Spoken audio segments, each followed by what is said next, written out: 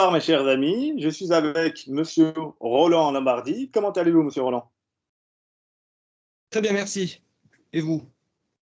Très bien, et avec mon acolyte Tony. Alors, Bonsoir. Monsieur Roland Lombardi, en préambule, afin de vous présenter, vous êtes docteur en histoire, consultant géopolitique spécialiste de la Méditerranée et du Moyen-Orient, membre actif de Remède IHENDN. Il est aussi notamment enseignant et chercheur à La Rochelle, de Business School et au département des études moyen-orientales DMO d'Aix-Marseille Université. D'ailleurs, il est analyste et éditorialiste pour Film Média. En ce qui concerne la bibliographie, ses derniers ouvrages sont Chronique géopolitique, VA édition de juillet 2021, la préface d'Emmanuel Ravasi, grand reporter directeur de la rédaction de Film Média. Un autre ouvrage, Les 30 Glorieuses, la fin de l'influence française dans le monde arabo-musulman, VA édition de janvier 2020, préfacé par Alain Chouet, ancien chef du service des renseignements et de sécurité de la DGSE. Nous avons aussi notamment Poutine d'Arabie, comment la Russie est devenue incontournable en Méditerranée et au Moyen-Orient, de la même édition, avril 2020, préfacé de Jean-François Coustière, contre-amiral, président d'Euromed IHENDN. Et enfin, le Golfe Persique, nœud gordien d'une zone en conflictualité permanente sous la direction de Roland Lombardi, édition Harmattan, janvier 2020. Alors, Monsieur Lombardi, je vais entamer avec une question sur votre ouvrage Poutine d'Arabie. Dans cet ouvrage, vous revenez donc sur les raisons qui font de la Russie une puissance influente au Moyen-Orient et en Méditerranée. Vous commencez par expliquer que la Russie est une puissance musulmane, donc effectivement 15% de la population russe est musulmane. On sait qu'il y a des régions qui appartiennent à la Russie actuelle qui étaient musulmanes depuis environ 1300 ans. J'aimerais savoir en quoi ce fait représente un avantage pour la Russie et les relations internationales au Moyen-Orient. Eh bien, comme vous le dites, l'islam est présent en Russie depuis très longtemps, depuis plusieurs siècles. Comme le rappelle Vladimir Poutine lui-même dans ses discours, l'islam a été présent en Russie avant même la chrétienté, puisque on voit apparaître l'islam sur les territoires actuels russes au 7e et 8e siècle, alors que la Russie a été évangélisée à partir de la fin du 9e siècle. Ce qui fait qu'aujourd'hui, l'islam est important en Russie, puisque, comme vous l'avez dit, c'est peu connu, et lorsque j'évoque devant mes élèves ou devant des auditoires le fait que la Russie est une puissance musulmane, j'attire les interrogations, puisque on croit à juste titre que la Russie n'est que une grande puissance orthodoxe, à juste titre, hein, c'est l'état phare de l'orthodoxie sur la planète, puisqu'on le voit, beaucoup d'influence dans les Balkans, en Serbie notamment, en Grèce, au Moyen-Orient avec les chrétiens d'Orient qui ont beaucoup de liens avec l'orthodoxie russe. Mais voilà, ce qu'on oublie souvent aujourd'hui, c'est que la Russie possède une population musulmane assez importante, puisqu'elle représente entre 15 et 20% de la population russe, soit entre 20 et 25 millions de musulmans russes.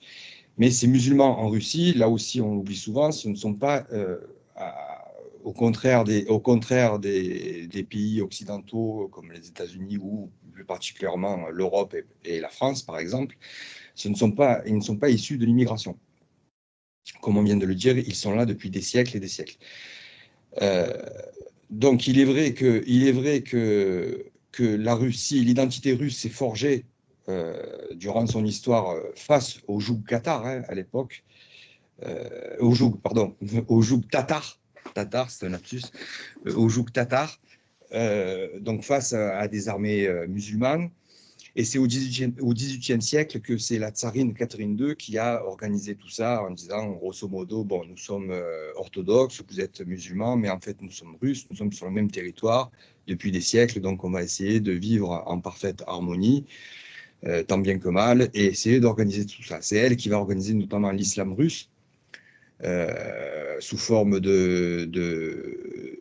d'organisation et de représentation locale qui seront en lien direct avec le pouvoir à Moscou ou à Saint-Pétersbourg, avant que Moscou soit la capitale. Et c'est de là donc que très vite l'islam russe, qui est une sorte, pour ne pas rentrer dans les détails théologiques qui seraient trop complexes, une sorte de soufisme, donc un islam sunnite de tendance soufiste, plus précisément ce qu'on appelle le djihadisme, à ne pas confondre avec le djihadisme russe, donc qui est une forme, donc encore une fois, de soufisme russe. Cela avait perduré au travers des siècles, même jusqu'à l'ère soviétique, qui, comme on le sait, était un régime communiste, donc athée, mais bon, pragmatique. Les soviétiques ont quand même laissé la liberté de culte. C'était important pour la cohésion du pays, de l'Empire. Donc aujourd'hui, encore une fois, on l'oublie souvent, mais voilà, il y a 10 000 mosquées en Russie. Kazan est la capitale musulmane en Russie. Kazan qui a été fondée avant, 150 ans avant Moscou, hein, donc il faut bien se rappeler de ces faits historiques. Et il y a environ 10 000 mosquées sur tout le territoire russe actuel. Donc, ce qui fait des Russes de fins connaisseurs de l'islam. Ensuite vient s'insérer là-dessus la géopolitique.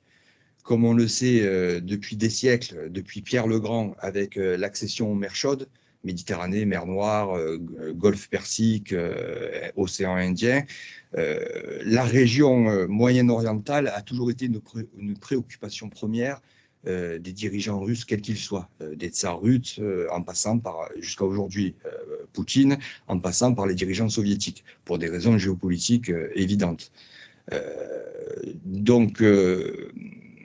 Beaucoup ont cru que lorsque, par exemple, en 2015, les Russes sont intervenus en septembre 2015 en Syrie, les Russes arrivaient là comme de nouveaux acteurs de la région. Pas du tout. Les Russes, je le répète, depuis des siècles s'intéressent à cette région, depuis les tsars. L'époque soviétique, pas besoin d'y revenir, à l'époque de la guerre froide, des alliances se sont nouées à l'époque, notamment avec la Syrie, on y reviendra, je pense. Donc voilà, c'est une région qui préoccupe beaucoup, qui a toujours préoccupé la Russie, et notamment aujourd'hui, justement, parce que cette forte communauté musulmane en Russie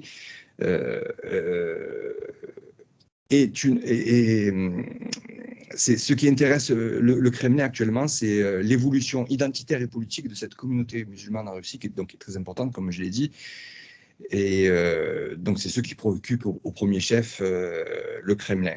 Et c'est pour cela que lorsque Moscou est revenu dans le jeu moyen-oriental dans les années 2000 et surtout en 2015 avec son intervention en Syrie, on a beaucoup parlé, à juste titre d'enjeux géopolitiques, économiques, commerciaux. Mais ce que je soulève dans mon livre, c'est qu'il y avait surtout cet aspect stabilisateur au Moyen-Orient, c'est-à-dire que les Russes, justement, veulent préserver leur communauté musulmane de toute éventuelle contamination de l'islam politique ou du salafisme en général. Et ce qui est à noter, ce que j'en profite pour noter, pour rappeler à vos auditeurs que, par exemple, le salafisme, qui est appelé en Russie le wahhabisme, on ne connaît pas le terme salafisme, c'est tout simplement le wahhabisme. Le wahhabisme et la confrérie des frères musulmans sont interdits en Russie depuis 1990. Donc voilà, on comprend mieux pourquoi les Russes ont un intérêt particulier pour cette région, et surtout peut-être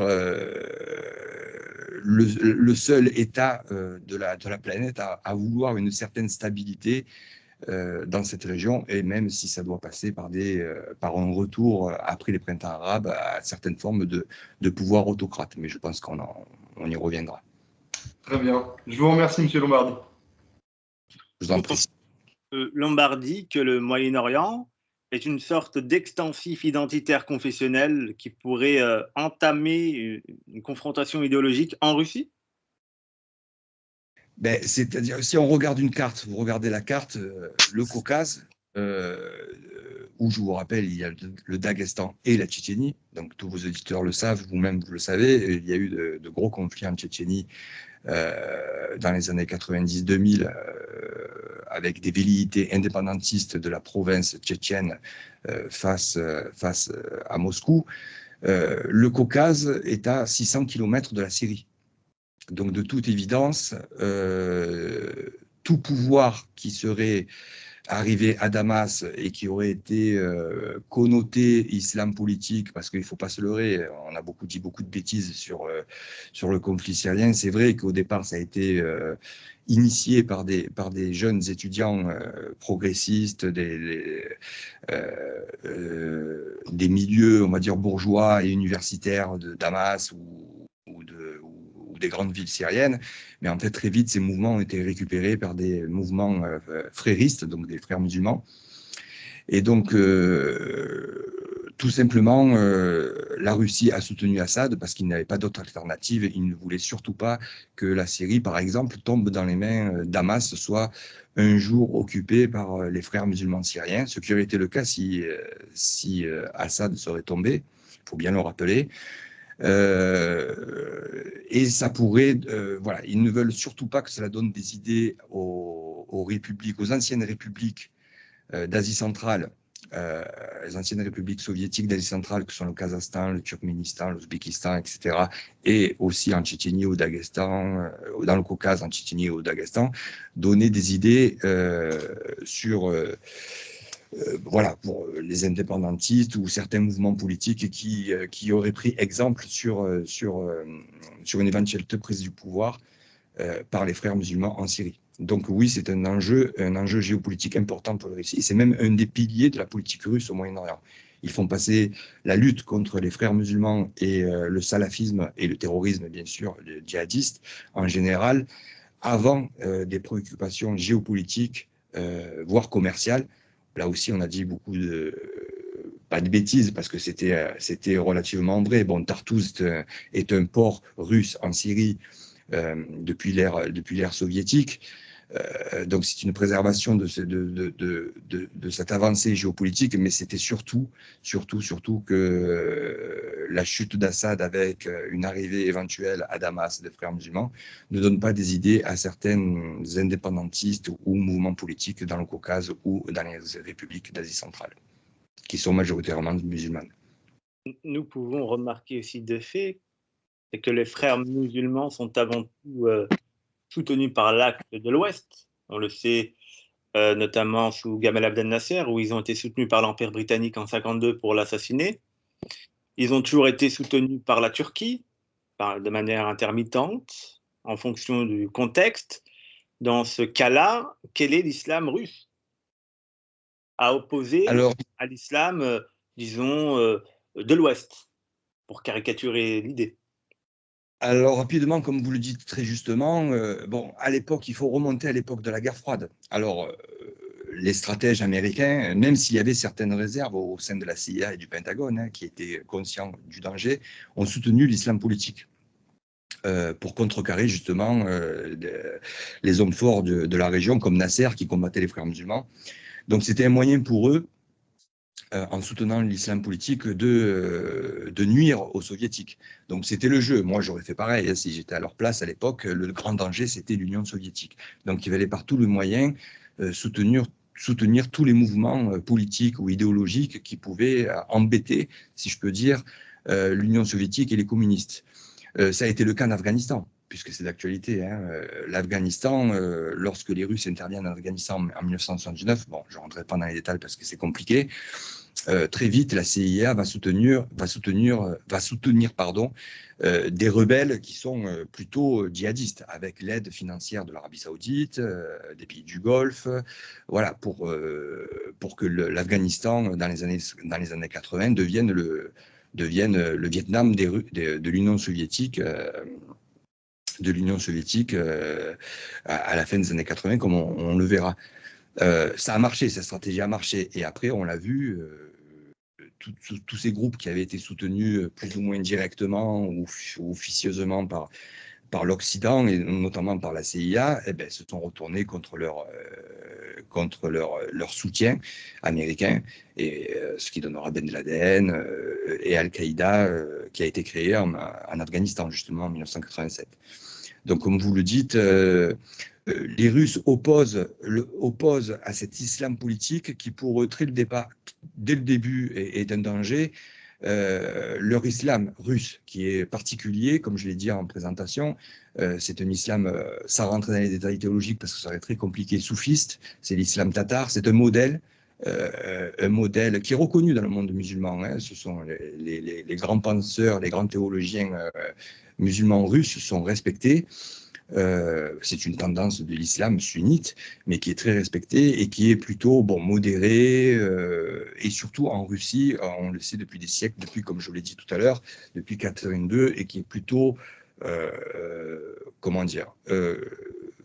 patriote, on va dire. Aujourd'hui, encore une fois, toutes les instances religieuses importantes en Russie s'accordent avec le gouvernement du Kremlin pour contrecarrer l'extrémisme qui est aussi répandu, comme en Occident, chez les jeunes musulmans occidentaux. Donc voilà, c'est l'opposition que la Russie oppose à l'islam politique en général. C'est le modèle russe de ce qu'on appelle l'islam de Kazan. Donc Kazan, comme je l'ai dit tout à l'heure, qui est la capitale russe en Russie, et qui est plutôt, voilà, pour pas rentrer encore une fois dans les détails, ça serait encore compliqué, qui est plutôt un islam modéré, voilà, soufiste, modéré. Voilà, donc c'est un islam qui ne se consacre, qui ne se mêle pas trop de politique. Voilà, c'est l'intérêt de Moscou, et qui n'a pas trop d'influence, même s'il est respecté, comme je l'ai dit, qui n'a pas trop d'influence au Moyen-Orient, mais bon, c'est un peu le modèle que l'on voit aujourd'hui, voilà, un islam privé, de la sphère privée, et qui ne se mêle pas de politique, comme on le voit aujourd'hui en Égypte, même en Arabie Saoudite, avec les révolutions de Mohammed Ben Salman, on y reviendra si vous voulez. Voilà, c'est surtout pas que l'idéologie des frères musulmans qui veulent s'insérer dans la politique n'interviennent dans les enjeux géopolitiques de la région. Ce que Michel Aflaq disait des mouvements réactionnaires. Tony? Alors, M. Lombardi, en 2019, et selon les chiffres présents dans votre livre, entre 130 et 300 djihadistes ont été rapatriés en France. En quoi ces rapatriements sont-ils une erreur susceptible de nuire grandement à notre image à l'international et en particulier au Moyen-Orient? Alors oui, j'avais écrit pas mal d'articles sur le sujet à l'époque, en 2019. 2019, c'était sur le rapatriement des djihadistes, donc des djihadistes français, qui ont nationalité française, de confession musulmane, convertis ou pas, qui étaient partis combattre en Syrie et en Irak, surtout en Syrie, dans les rangs de Daesh ou dans les rangs d'Al-Qaïda. Lorsque le gouvernement français de l'époque a décidé le rapatriement de ces personnes-là, c'était plutôt sous la pression de groupes de pression, et encore une fois sur des considérations humanistes,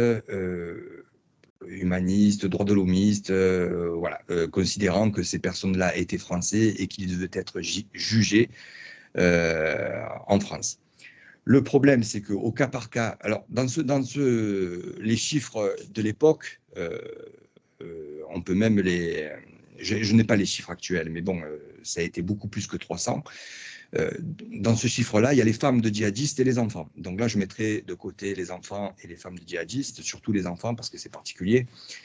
Mais sur le rapatriement donc de ces djihadistes français qui étaient dans les prisons syriennes et irakiennes, à mon avis, c'était une erreur.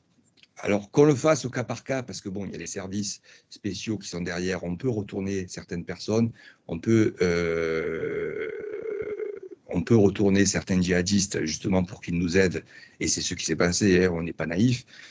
Certains djihadistes ont pu être rapatriés en échange de certaines informations sur certains groupes terroristes, mais globalement, ça a été très mal perçu dans le monde arabe, parce que justement, moi, je côtoie beaucoup de responsables de ces pays qui me disaient « vous êtes fous, qu'est-ce que vous faites? Vous êtes fous. Vous faites revenir chez vous des bombes à retardement. » Donc, hormis les cas, les très cas infimes dont je viens de parler, c'est une mauvaise image que l'on donne dans le Moyen-Orient, parce que c'est une image tout simplement de faiblesse. Et ça, on le sait, dans cette région, c'est très préjudiciable, parce que c'est la notion de la force et la faiblesse sont importantes dans ce pays. Et donc, voilà, à présent, maintenant, lorsqu'ils sont ici, qu'est-ce qu'on va en faire? Alors, d'autres pays ont eu ce même souci, hein. Alors, même la Russie, hein. La Russie, alors, pour revenir au début de notre entretien, même la Russie a été confrontée à ce cas-là, puisqu'il y a eu 5000 musulmans russes qui sont partis combattre en Syrie et en Irak. 7000 personnes qui étaient issues des républiques d'Asie centrale et qui sont musulmanes, les anciennes républiques soviétiques musulmanes d'Asie centrale. Donc, ça fait quand même pas mal de monde. Et la Russie a été confrontée à ce dilemme-là aussi. Ce qui s'est passé, c'est que Moscou, Poutine, lui, a émis un niet catégorique. Il ne voulait rapatrier ni les enfants, ni les femmes, ni encore moins les anciens combattants. Et bon, il a mis de l'eau dans son vin, il a laissé rapatrier une centaine, je crois, quelques djihadistes et femmes de djihadistes en Russie, mais en échange que ça soit Kadyrov. Donc Kadyrov, qui on le sait, est le dirigeant tchétchène pro-russe actuellement, qui gère ses retours. Donc voilà, donc déjà ça fait quand même une petite différence, parce qu'on le sait, là aussi, les prisonniers djihadistes d'origine russe dans les prisons, dans les geôles syriennes et irakiennes préfèrent parfois rester en Syrie et en Irak plutôt que de revenir dans les geôles russes et encore moins tchétchènes. Mais voilà, donc nous, on a fait ce choix. Bon, voilà, il y avait aussi certaines de ces personnes qui étaient condamnées à mort en Syrie et en Irak. Et voilà, on a fait passer encore l'idéologie droit de l'homiste, l'état de droit avant les intérêts stratégiques et surtout diplomatiques. Mais pour moi, c'est une erreur. On verra bien ce que ça donnera par la suite.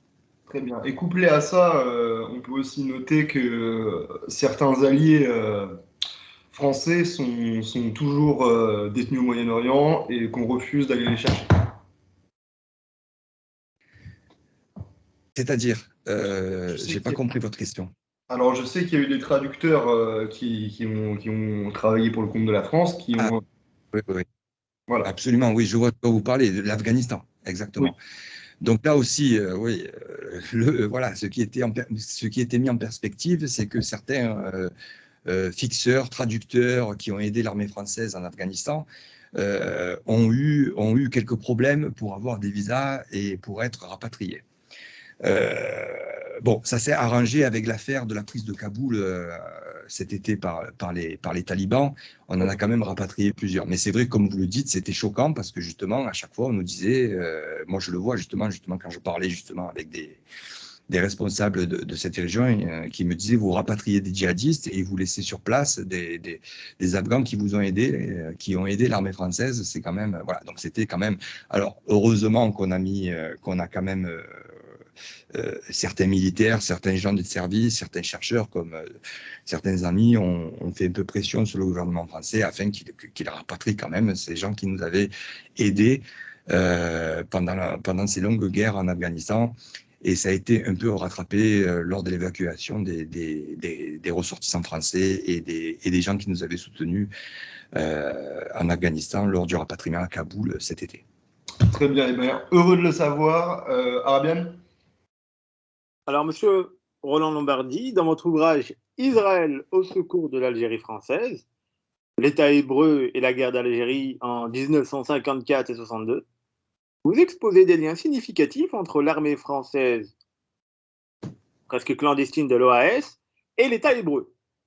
Pourriez-vous nous en définir les liens principaux et leur finalité? Alors là, on part dans l'histoire. Il faut se rappeler que la France, alors le contexte déjà, le contexte historique de l'époque, c'est la guerre froide. Bon, on en reparlera tout à l'heure, plus tard. Ensuite, il faut bien se rappeler que jusqu'à l'arrivée de De Gaulle en 1958, la France est pour l'État hébreu les États-Unis d'aujourd'hui, c'est-à-dire le principal allié, le principal protecteur, le principal fournisseur d'armes, le principal soutien diplomatique au Moyen-Orient. C'est-à-dire lors de la création de l'État hébreu, beaucoup d'officiels français ont soutenu la création de l'État hébreu et ont aidé l'armée israélienne, Tsahal, à se former. Donc, beaucoup de militaires avaient, à l'époque, beaucoup de liens avec l'État hébreu. Je vous rappelle justement le général Jouot, qui était un général de l'armée de l'air française, très important, a pratiquement été un des piliers de la construction de l'armée de l'air israélienne. Général Jouot, qu'il faut le rappeler, était un pied noir, et qui, avec les événements de la guerre d'Algérie, basculera dans la sédition et deviendra un des chefs de l'OAS. Donc voilà pour expliquer ces liens, en gros, entre la France et Israël jusqu'à l'arrivée de De Gaulle. Donc des liens très forts. Je vous rappelle aussi que c'est la France qui a aidé Israël à avoir son arme nucléaire. Donc jusqu'à l'arrivée de De Gaulle, parce que ça va changer, peut-être on en reparlera, la France est le principal allié d'Israël au Moyen-Orient. Et on replace ici, s'il faut replacer dans le contexte, c'est le contexte de la guerre froide. Et dans le contexte de la guerre froide, donc la France est dans le camp américain, et Israël devient un allié de premier ordre, puisque en face donc, du camp occidental, il y a le camp soviétique. Et comme je l'ai dit tout à l'heure rapidement, certains États comme la Syrie, comme l'Égypte, avec Nasser, entreront dans l'influence soviétique.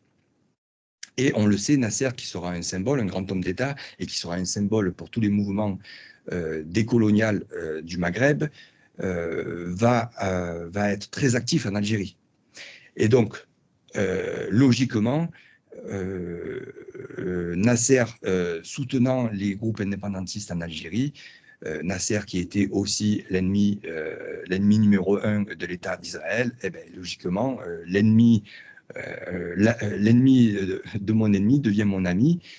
Israël deviendra un allié de poids de la France. Donc, dans toute la géopolitique, c'est 1956 aussi, et l'intervention de Suez, où les armées britanniques et françaises interviendront à Suez pour ouvrir le canal qui avait été fermé par Nasser et qui seront aidés par Israël. Donc voilà, donc dans ce contexte-là, je vous ai dressé un peu rapidement le contexte géopolitique. Israël était un allié primordial de la France, à la fois au Moyen-Orient, mais aussi dans sa lutte, au début, dans sa lutte face aux indépendantistes algériens qui étaient soutenus par Nasser. Que vous pensez que l'extrême droite française était alliée d'Israël lors de cette période-là, ou c'était simplement des escarmouches politiques? Alors, il faut être prudent avec l'extrême droite française, parce qu'à l'époque, l'extrême droite française, c'est un peu anachronique, parce que c'est pas l'extrême droite française de l'époque, n'est pas l'extrême droite française d'aujourd'hui. Je pense que vous évoquez peut-être l'OAS. Alors l'OAS, il faut rappeler que l'OAS, alors on le décrit comme mouvement d'extrême droite, à juste titre, parce que extrême, donc c'était un groupe terroriste violent, mais il faut se rappeler qu'il n'y avait l'OAS qui a été un groupe de Français qui était contre l'indépendance de l'Algérie qu'avait entamé De Gaulle. était composé majoritairement d'anciens militaires qui avaient été des héros de la résistance face au nazisme, qui avaient été héros de la guerre d'Indochine, mais aussi beaucoup de héros de la résistance, qu'il y avait dans l'OAS en Algérie beaucoup d'anciens, alors il y avait des monarchistes, c'est vrai, d'anciens gaullistes déçus, mais aussi, on l'oublie souvent, beaucoup d'anciens communistes, qui tout simplement ne voulaient pas laisser la tombe de leurs aïeux en Algérie. Tout simplement, ça on l'oublie souvent, notamment à Alger, beaucoup à Oran. Donc l'OAS était composé de ces gens-là. Donc c'était pas clairement des gens d'extrême droite comme on peut le penser, c'était des jusqu'au-boutistes. Parce que de leur point de vue, il faut se mettre dans leur tête. De leur point de vue, c'était un abandon, c'était leur terre. Hein. Vous, moi, si on nous disait du jour au lendemain de quitter leur terre, peut-être qu'on passerait à la lutte armée.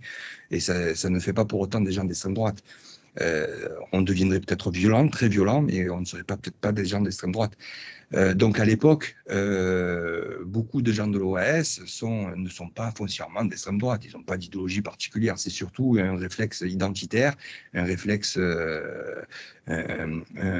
nationaliste, voilà, on va dire plutôt nationaliste, pour que la terre de leurs ancêtres ne tombe pas sous le joug de puissances étrangères ou de gens qui ne veulent plus avoir aucun rapport avec la France.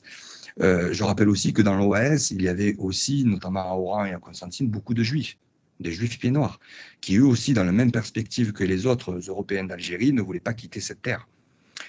Donc voilà, j'ai du mal à utiliser le terme d'extrême droite pour parler de ces mouvements à l'époque.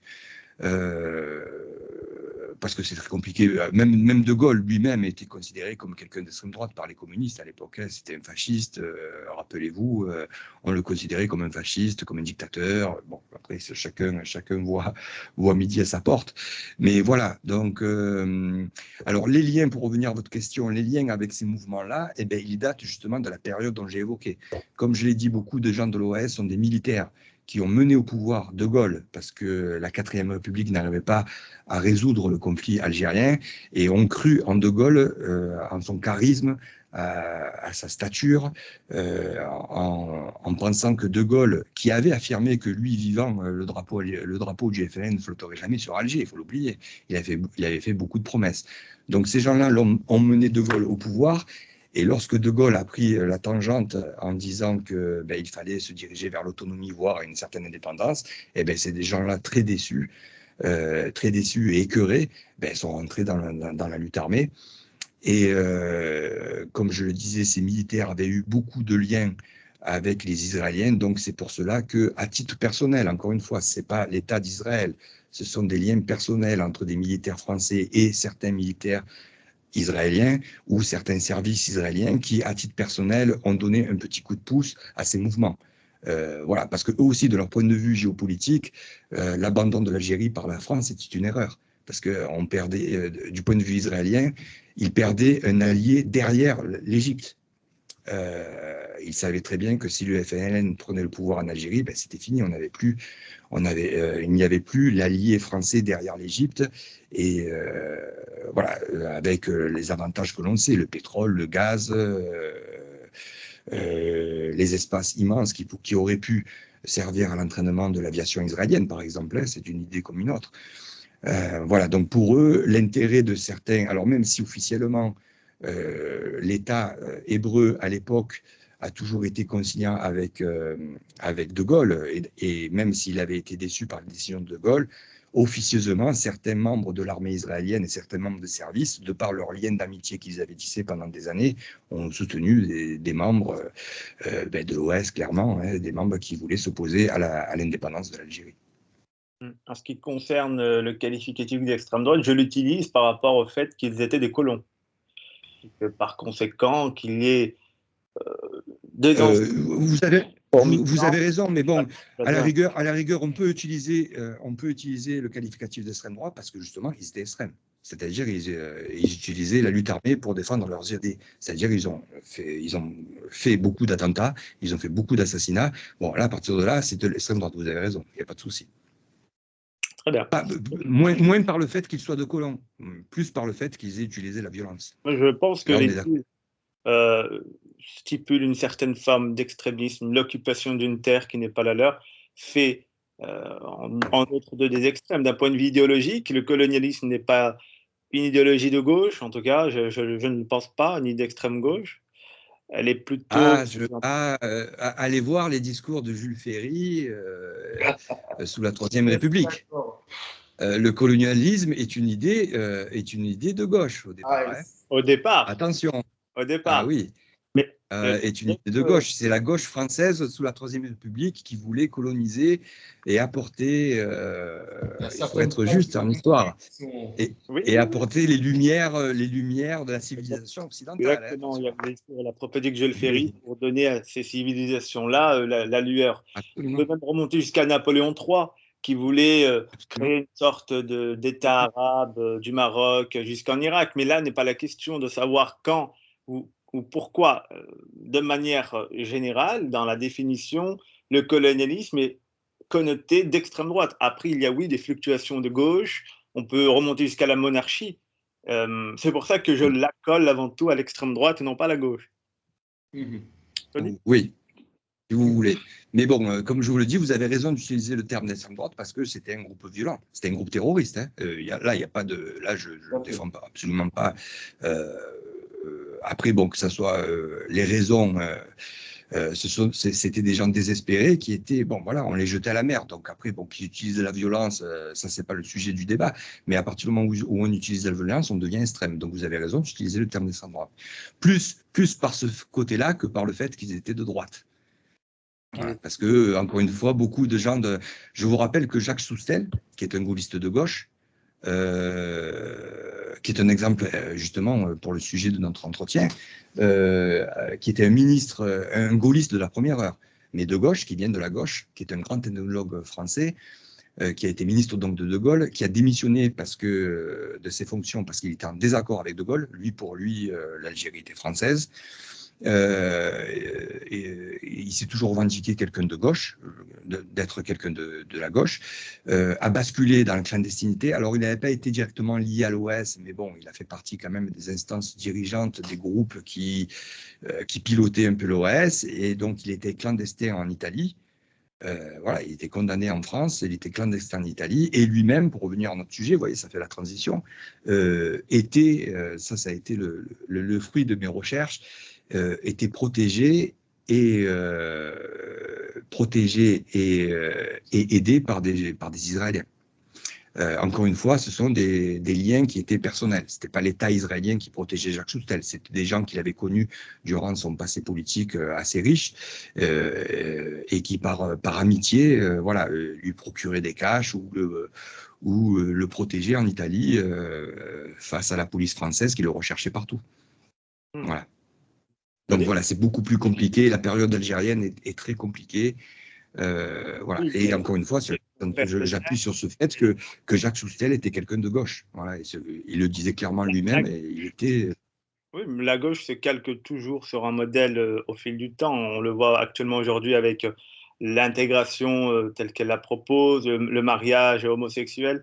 Elle se calque toujours sur la tendance du dominant. Tandis qu'actuellement, le dominant, c'est le modèle états-unien libéral. Elle est libérale à cette époque. Elle succède à un modèle que je pense de droite qu'elle l'agence à sa manière. Mais bon, à toi, Tony. Alors, Monsieur Lombardi, je pense qu'on sera d'accord pour dire que le FSB a démontré qu'il surpassait notre DGSI en matière de lutte antiterroriste. Ma question est simple. Quelle est leur stratégie et surtout, quelle est la stratégie française?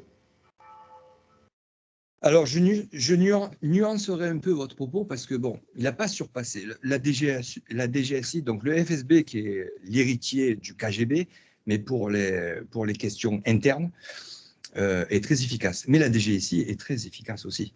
Ils ont des méthodes différentes, mais aussi similaires. Donc, on va y revenir dans le détail si vous voulez. Mais je ne dirais pas que le FSB surpasse la DGSI. La DGSI fait un super boulot. La seule différence entre la DGSI et le FSB, c'est le soutien politique et judiciaire. C'est là que le bas blesse.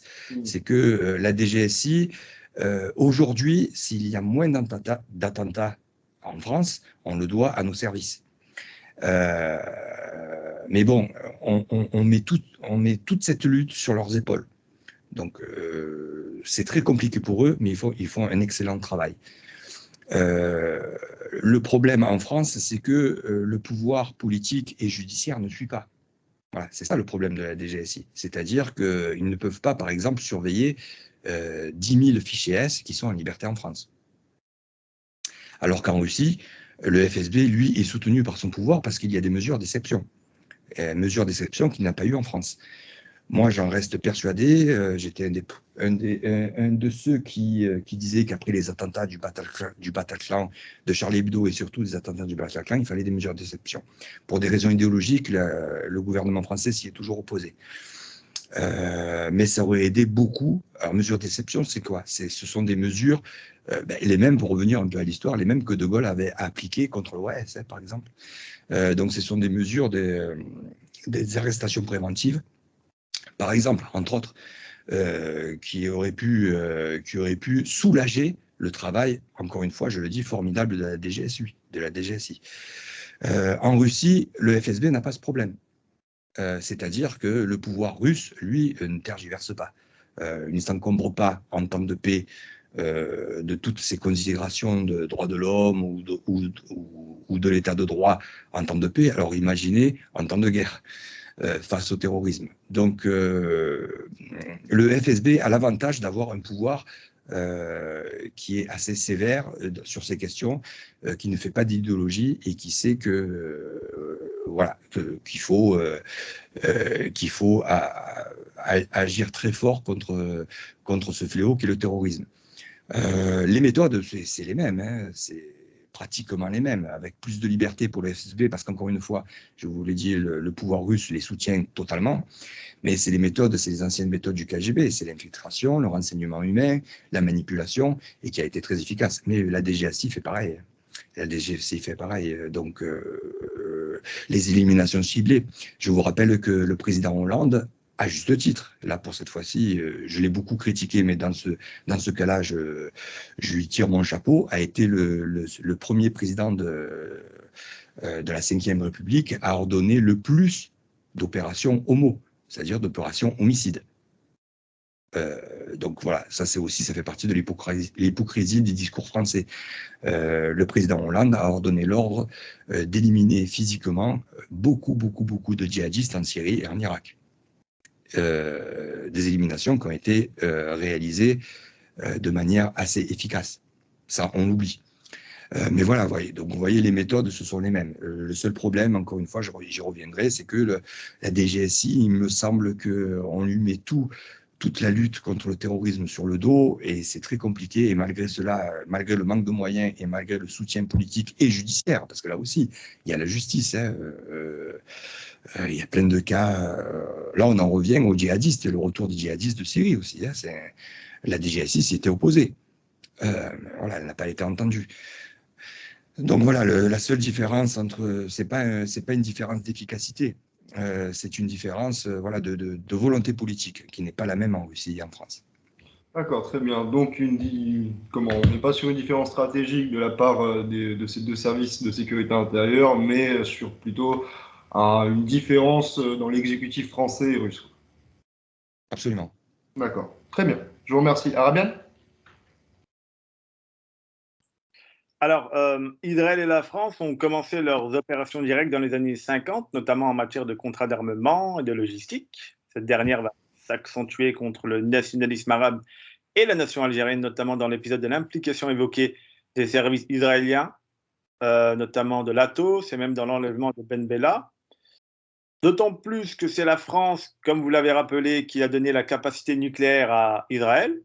Comment peut-on expliquer de tels soutiens de la part de la France? Comme je l'ai dit tout à l'heure, c'était pour des raisons essentiellement géopolitiques. Alors, il y avait aussi des raisons morales. Certains leaders politiques de l'époque, par rapport à ce qui s'était passé pendant la Seconde Guerre mondiale, avaient une affection particulière pour l'État hébreu qui était naissant, qui est né en 47-48. Et donc, voilà, pour rattraper les erreurs notamment de Vichy, puisque c'est d'actualité aujourd'hui en France, beaucoup de dirigeants politiques ont soutenu corps et âme la création de l'État d'Israël. Donc ça, ce sont les raisons morales. Et je reviens aux raisons géopolitiques, c'est que, comme je vous l'ai dit tout à l'heure, Israël était l'adversaire principal de Nasser, qui lui-même soutenait les indépendantistes en Algérie. Je caricature et je vais très vite, mais en fait, c'était ça. Donc il y avait des liens géopolitiques très importants entre les deux pays. Voilà, pour la France, c'était un appui et comment dire, une sorte d'avancée de la France au Moyen-Orient. Et pour Israël, c'était un soutien à l'époque, encore comme je l'ai dit tout à l'heure, la France, c'était les États-Unis pour Israël, c'est-à-dire un soutien essentiel à l'ONU, un soutien diplomatique, un soutien militaire, comme vous l'avez dit, un soutien sur les questions nucléaires. Voilà, l'Algérie était derrière l'Égypte, donc c'était assez intéressant d'avoir la France de son côté, surtout que la France était sur le point de devenir une puissance gazière et pétrolière, puisque le pétrole a été découvert dans les années 50 en Algérie. Et pour eux, d'ailleurs, ça a été une aberration sur le plan strictement géopolitique que la France abandonne l'Algérie pour des raisons stratégiques et géopolitiques et géostratégiques à cause du pétrole. C'est Ben Gourion, Ben Gourion avait dit à De Gaulle, mais n'abandonnez pas l'Algérie. Au contraire, envoyer 1 million de colons en plus. Ouais, c'est Ben Gourion, qui n'était pas considéré comme un politicien de droite en Israël. Mais bon, c'est lui qui fait ce conseil à De Gaulle. C'est De Gaulle qui le rappelle dans ses mémoires. Donc on voit très bien les intérêts de chacun voilà, au prisme des conflits de la guerre froide et des conflits décoloniaux au Maghreb. Oui, très clairement. Comme même en France, à la base, si on prend les ouvrages de Charles Maurras, la droite était pour avant tout la revanche par rapport à l'Allemagne. On peut le voir dans l'idée politique de Charles Maurras. Mais l'idée du combat incisive, je pense, reste de droite plutôt que de gauche, qui avait plus une idée peut-être d'expansion civilisationnelle ou des choses un peu farfelues, un peu illuminées, si vous préférez, que l'incisive de l'extrême droite qui, elle, voulait garder la possession dans l'extension après la revanche allemande. Je pense que la droite n'était pas colonialiste dans le sens incisive avant la guerre, parce qu'elle voulait avant tout s'attaquer à l'Allemagne. C'est uniquement cette alternative, puisqu'on le voit que juste après la Seconde Guerre mondiale, elle s'incruste littéralement de manière sporadique, c'est-à-dire c'est pas exactement l'extrême droite comme vous l'avez rappelé, mais elle s'incruste en Algérie avec les armes.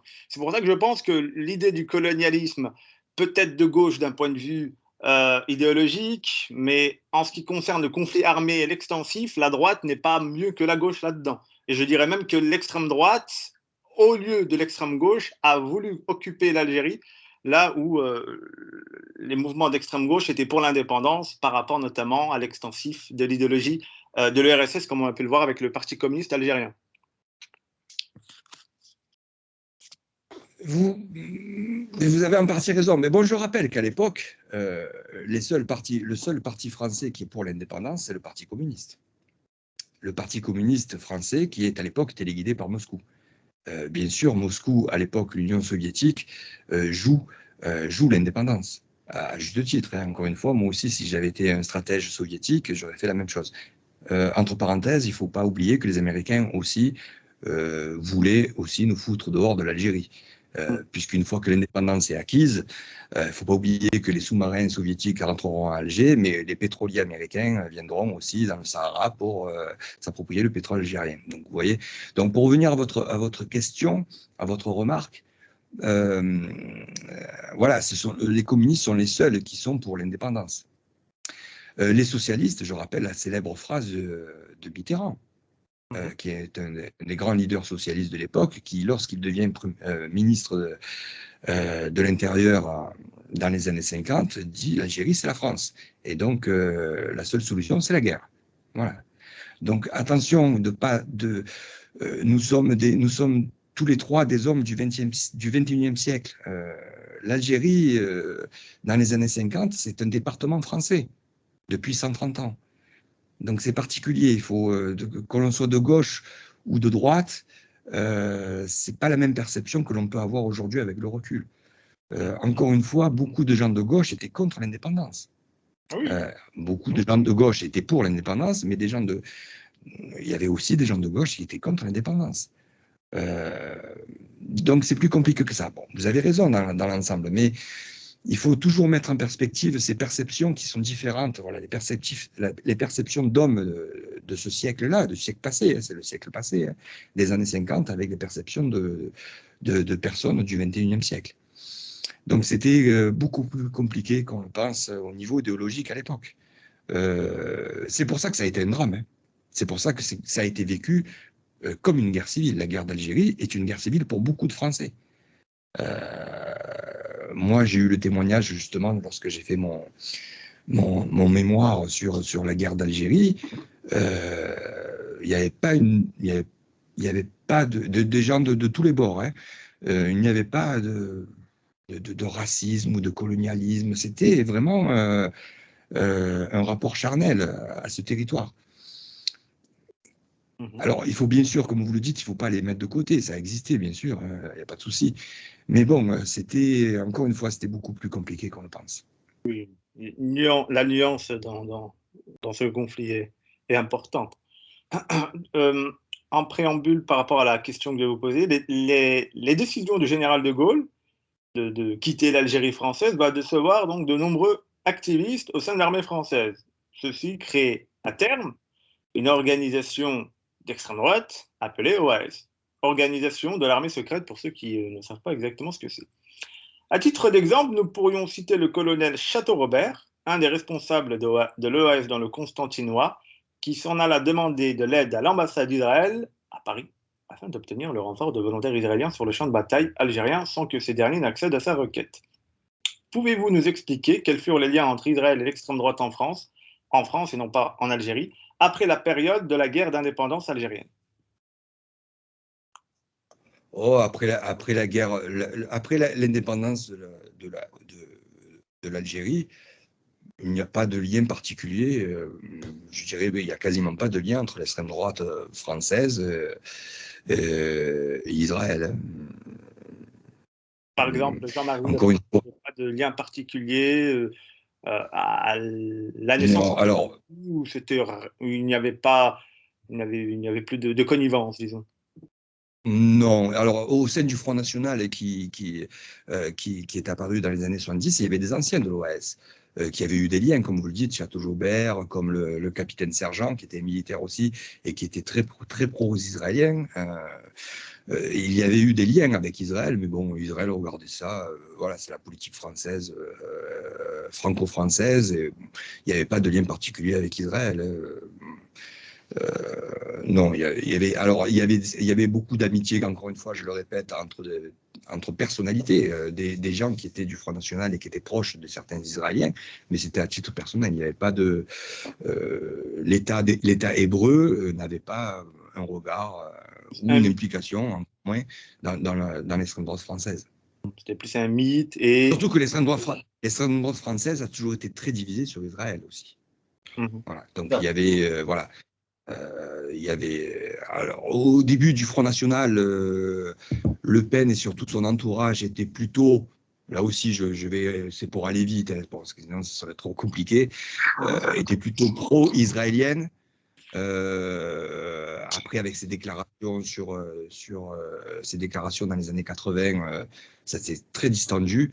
Les Juifs pieds noirs qui sont venus massivement en France et non pas en Israël, était plutôt proche comme tous les pieds noirs, du Front National, mais il n'y avait pas de lien particulier entre par exemple le Front National ou Israël. Et comme je le disais tout à l'heure, l'extrême droite en général est très divisée au sujet d'Israël. Il y a des courants qui sont beaucoup plus pro-israéliens et d'autres qui sont anti-israéliens, donc qui sont plutôt minoritaires actuellement, je pense. Très bien. Tony? Alors, Monsieur Lombardi, j'aurais aimé qu'on parle un petit peu du cas des rebelles syriens. C'est assez simple. selon vous, quels sont les principaux facteurs déterminant la victoire d'une rébellion et pensez-vous que l'un de ces facteurs soit présent dans le cas des rebelles syriens? Ben, votre question est très intéressante parce que elle peut expliquer beaucoup de choses. Lorsqu'il y a eu le soulèvement en Syrie, et lorsque ce soulèvement s'est transformé en guerre civile, très vite, certains spécialistes, si on peut les appeler ainsi, ont dit, bon, Assad, dans 15 jours, il va tomber. C'est une guerre asymétrique qui se met en place, et comme tout le monde le sait, c'est bien connu, une guerre asymétrique, c'est une guerre du faible au fort. Et ce sont les faibles, donc les rebelles, qui gagnent généralement face aux forts. Donc Assad représentait la force, les forts, et les rebelles représentaient les faibles. Et donc dans une mythologie fausse, hein, assez fausse, parce que je vais y revenir, on a cru que Assad n'avait que quelques mois, voire quelques semaines, voire quelques mois, face à sa rébellion. Mais c'est une idée fausse. Les guerres asymétriques, si on regarde bien l'histoire, ce n'est pas toujours le faible qui gagne. Alors, dans une rébellion, comme vous le dites, dans une guerre révolutionnaire, dans une guerre de rebelles, il faut quatre facteurs importants pour les rebelles qui s'attaquent à un pouvoir en place. Il faut d'abord, bon, ce n'est pas nécessairement d'avoir des troupes nombreuses. Il faut avoir un noyau de spécialistes, de professionnels de cette guerre révolutionnaire. Ensuite, il faut surtout un chef. Ça aussi, c'est une constante dans l'histoire. Il faut un chef qui arrive à fédérer les divers ou éventuels courants de cette rébellion. Lénine, hein, le premier. Je vous rappelle que les communistes et les soviétiques sont les pères de ces guerres asymétriques. Mao, Ho Chi Minh, Castro, ou même Franco. Alors lui, c'est l'exemple opposé. Voilà, mais il faut un leader charismatique, assez intelligent, ayant beaucoup de sens stratégique militaire, mais aussi beaucoup de sens politique. Donc ça, c'est la première condition. La deuxième condition, c'est qu'il faut une puissance derrière, une puissance étrangère qui appuie cette rébellion. Ça aussi, c'est l'histoire. Hein. Lénine était soutenu par le Kaiser allemand, puisqu'à l'époque, nous étions en pleine Première Guerre mondiale, et tout ce qui était la Russie tsariste, qui était l'adversaire du Reich allemand, et bien, tout ce qui pouvait nuire à la Russie tsariste, c'était bénéfique pour l'Allemagne. Et donc, Lénine, c'est de notoriété historique, hein, a eu le soutien financier voilà, des services secrets allemands de l'époque. Le Viet Minh, à l'époque, pendant la guerre d'Indochine et la guerre du Vietnam, avait le soutien de la Chine. Donc, il faut avoir une puissance étrangère derrière qui puisse fournir de manière assez intensive un soutien matériel et financier. Les rebelles, je vais encore plus loin dans l'histoire, les rebelles, les colons américains qui se rebellent contre les Britanniques pendant la guerre d'indépendance aux États-Unis, les futurs États-Unis, avaient le soutien de la France.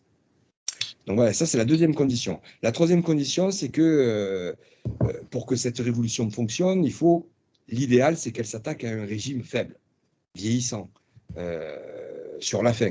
Ça a été le cas pendant la Révolution française, Louis XVI, ça a été le cas pendant la Révolution communiste en Russie avec Nicolas II, ou le Shah en Iran, qui étaient des dirigeants vieillissants ou faibles. Et ensuite, il faut que ces rebelles ils gagnent le cœur de la population. Ça, c'est une des principales conditions sine qua non, c'est-à-dire que, comme le disait Mao, que le rebelle puisse vivre comme un poisson dans l'eau dans la population. Donc, ces quatre conditions que je viens d'évoquer, elles n'étaient pas réunies chez les rebelles syriens. Donc déjà, c'est pour ça que moi, en 2013, je crois, j'avais déjà évoqué que c'était un problème pour la rébellion syrienne. Premièrement, elle était très divisée.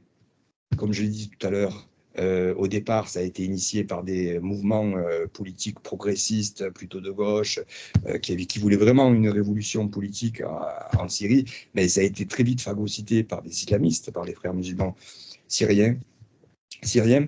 La deuxième chose, c'est qu'elles étaient soutenues, ils avaient de puissants soutiens étrangers, notamment du Qatar, de l'Arabie Saoudite pendant un moment, de la Turquie. Je vous rappelle qu'Erdogan était un des principaux leaders étrangers qui voulait la chute d'Assad. Erdogan, qui est un frère musulman turc, hein, je le rappelle au passage. Ensuite, il n'y avait pas de leader. Il n'y a pas de leader qui est arrivé à fédérer tous ces mouvements rebelles. Et enfin, le problème, c'est que les mouvements islamistes ayant pris le dessus sur les mouvements progressistes, lorsqu'ils arrivaient dans des localités, ils étaient plutôt rejetés par la population.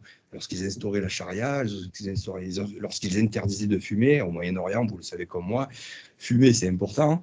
C'est un exemple parmi tant d'autres, mais bon, voilà, ça a été les principaux points négatifs de la rébellion syrienne. Et de l'autre côté, c'est Assad en fait qui a bénéficié des meilleurs appuis étrangers, donc en l'occurrence la Russie, qui l'a soutenu financièrement, diplomatiquement jusqu'à son intervention en 2015, et l'Iran qui a envoyé des troupes, qui a envoyé ses forces spéciales, ses troupes d'élite, le soutenir sur le terrain. On s'est beaucoup trompé aussi sur la psychologie d'Assad. Assad, je le rappelle, lorsque la révolution éclate en 2011, il a 43 ans, c'est le plus jeune dirigeant du monde arabe. Il n'était pas prêt de partir à la retraite comme Ben Ali ou Bouteflika, Ben Ali ou Moubarak. Voilà, ce n'était pas un vieux dictateur. Et surtout, voilà, ça c'est typiquement lié à la Syrie, c'était une raison intrinsèque à la Syrie, c'est que Assad était le patron d'une communauté qui était dos au mur, dos à la mer, si je peux dire. C'est-à-dire qu'il savait très bien que s'il perdait, sa communauté se ferait massacrer. Donc pour lui, c'était ou vaincre ou mourir. Donc ce n'était pas les mêmes conditions qu'un Ben Ali ou qu'un Moubarak. Donc il y avait beaucoup plus de détermination peut-être dans son camp. Voilà. Après, même dans le camp rebelle, le Qatar et la Turquie ont soutenu jusqu'au bout les rebelles syriens, surtout les rebelles islamistes. Et après, les Occidentaux ont vu, quand la tournure des événements au fil des années prenait un chemin qui ne leur convenait pas, ont perdu leur soutien occidentaux. Et puis après, il y a eu l'intervention russe qui a fait la différence. Voilà. Donc en gros, j'espère que j'ai été clair. Voilà pourquoi la rébellion syrienne n'a pas pu faire tomber Assad. Et aujourd'hui, Assad, 10 ans après, grâce au soutien russe, parce que les Russes sont intervenus militairement. Et là aussi, on a dit beaucoup de bêtises, parce qu'on a cru que la Syrie serait l'Afghanistan pour les Russes, le nouvel Afghanistan pour les Russes. Mais on oublie souvent que les Russes savent ce que c'est la guerre asymétrique. Ça vient de chez eux, comme je l'ai dit au début. Donc la guerre asymétrique, ils savent ce que c'est. Et surtout, ils sont l'exemple de pays qui ont gagné dans des guerres asymétriques. J'évoquerai les guerres de Tchétchénie. Voilà, donc c'était évident que, ayant appris de leurs erreurs en Tchétchénie, en Afghanistan aussi, où l'URSS a été confrontée à une guerre asymétrique, connaissant les militaires et les stratèges russes, c'était évident qu'ils n'allaient pas reproduire les mêmes erreurs en Syrie. Et d'où le résultat aujourd'hui. Pragmatisme russe. Très bien, une réponse structurée et limpide. Merci. Monsieur Roland Lombardi, oui. Une question en bonus. Avez-vous eu vent des barrages construits par la Turquie qui assèchent notamment l'Euphrate en Irak et la Syrie? Est-ce une déclaration de guerre implicite ou simplement un modèle économique qui ne prend pas en compte ces relations de voisinage, ou simplement un poids, un chantage probable de l'eau pour donner à la Turquie d'Erdogan, en plus de la plus-value économique, un moyen de pression sur ses voisins? Alors, c'est une vieille politique. Hein. C'est une vieille politique. Avant même la guerre civile syrienne, la Turquie faisait pression sur la Syrie grâce à ce moyen. Et on le voit dans d'autres pays. Le Pakistan, l'Inde ont le même problème avec l'eau. Donc c'est un moyen de pression géopolitique. L'eau est en train de devenir un problème géopolitique incontournable dans les années à venir. On le voit aussi en Égypte avec l'Éthiopie. Mais donc, pour revenir à la Syrie et les barrages syriens, oui, c'est une vieille politique. C'est tout simplement un moyen de pression de la Turquie, je pense. Erdogan a compris qu'il a perdu en Syrie, tout simplement parce que Assad est toujours là. Les Russes l'ont fait rentrer dans le jeu syrien en 2016, en se rabibochant. Je vous rappelle que c'était très tendu, les relations avant 2016 étaient très tendues entre la Russie et la Turquie. Les Russes, encore une fois, par pragmatisme et réalisme, l'ont fait rentrer dans le jeu parce qu'au moins c'était un moyen pour eux de l'avoir dans les négociations et essayer de maîtriser justement cet opposant important en Syrie, qui est devenu le principal opposant. Lorsque les Occidentaux se sont plutôt retirés, encore aujourd'hui, la dernière poche islamiste à Idlib est soutenue par les Turcs. Donc il sait qu'il a perdu. Il sait qu'il a perdu. Il est toujours en partenariat, je souligne bien, en partenariat avec les Russes par rapport à la question kurde, par rapport justement à la question d'Idlib. Donc pour lui, c'est un levier, encore une fois, dans les négociations qu'il peut avoir avec la Syrie et surtout avec les Russes. Mais je pense qu'à terme, il est en trop grande position de faiblesse pour aller. Alors, il est très malin. Erdogan est très malin, très intelligent, très rusé. Mais bon, il sait très bien qu'il a perdu en Syrie. Donc, le but pour lui en Syrie, c'est qu'il n'y ait pas d'État autonome kurde. Ça, pour lui, c'est sa phobie principale. Ça, c'est un gage que lui ont donné Assad et les Russes. Donc, voilà, c'est la seule chose qui pouvait ramener de ce conflit. Et pour revenir à votre question, l'affaire des barrages, c'est un moyen de pression dans les négociations qui sont toujours en cours. Ils sont dans tous les domaines, sur la question kurde, sur la question d'Idlib. Donc c'est un moyen de pression. Mais à mon avis, ça n'aura pas trop d'efficacité. Très bien. Alors, aujourd'hui, Israël tend à normaliser ses relations avec les pays arabes, notamment le royaume chérifien marocain. Il y a quelque temps, et sans citer d'autres antécédents remarquables, de tensions entre la nation algérienne et israélienne, selon le journaliste Akram Khariev. Il affirme qu'un sous-marin israélien aurait été pourchassé par la marine algérienne, en précisant que c'est lors de la préparation de l'exercice du 27 septembre dernier qu'un incident a eu lieu. C'est une information à prendre avec des pincettes. Quoi qu'il en soit, en cas de scénario catastrophe de guerre directe entre le Maroc et l'Algérie, pensez-vous que Israël viendrait en aide au Maroc, comme elle le fit avec la France lors de la guerre d'indépendance algérienne? Alors, déjà, sur l'information du sous-marin, je n'ai pas plus d'infos que ça. Bon, Akram est très bien informé. C'est fort possible. Il y a eu déjà des accrochages dans les coulisses qui ne parviennent même pas aux médias. Il y a beaucoup de choses qui se passent dont on n'est pas au courant. Concernant un conflit entre le Maroc et l'Algérie, moi, je n'y crois pas trop. Ce n'est pas dans l'intérêt du Maroc et de l'Algérie de rentrer en conflit actuellement. Pas du tout. Donc, je n'y crois pas trop. Mais, voilà, comme vous le dites, dans le scénario du pire, s'il y avait un conflit entre le Maroc et l'Algérie, de par les liens tissés depuis les accords d'Abraham que vous évoquez, il est évident qu'Israël, d'une manière ou d'une autre, mais de manière très discrète, soutiendrait le Maroc. Alors, ça serait soit par des renseignements, soit par des images satellites, par la fourniture peut-être d'armes, de drones, etc. Mais bon, de toute évidence, vu que les rapports entre le Maroc et l'État hébreu se sont officialisés, parce que je rappelle, les rapports sont très anciens. C'était plutôt officieux.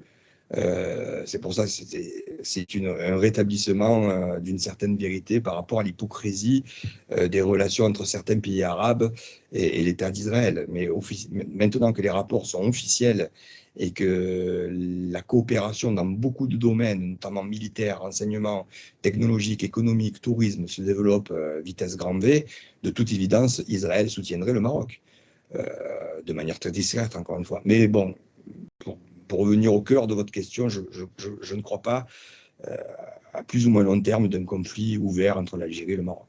C'est dans l'intérêt, ce n'est pas dans l'intérêt, c'est des deux États. Très bien. Tony?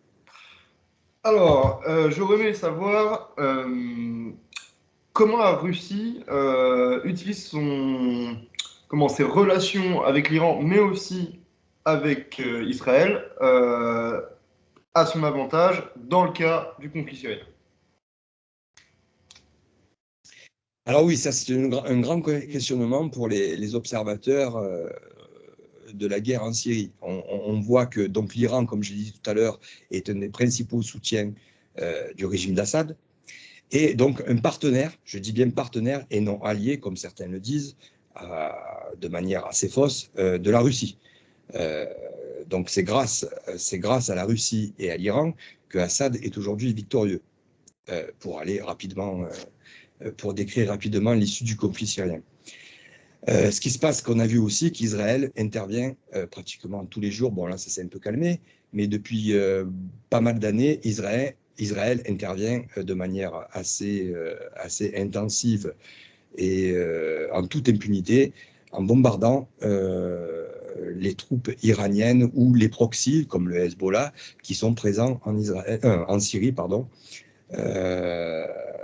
en toute impunité.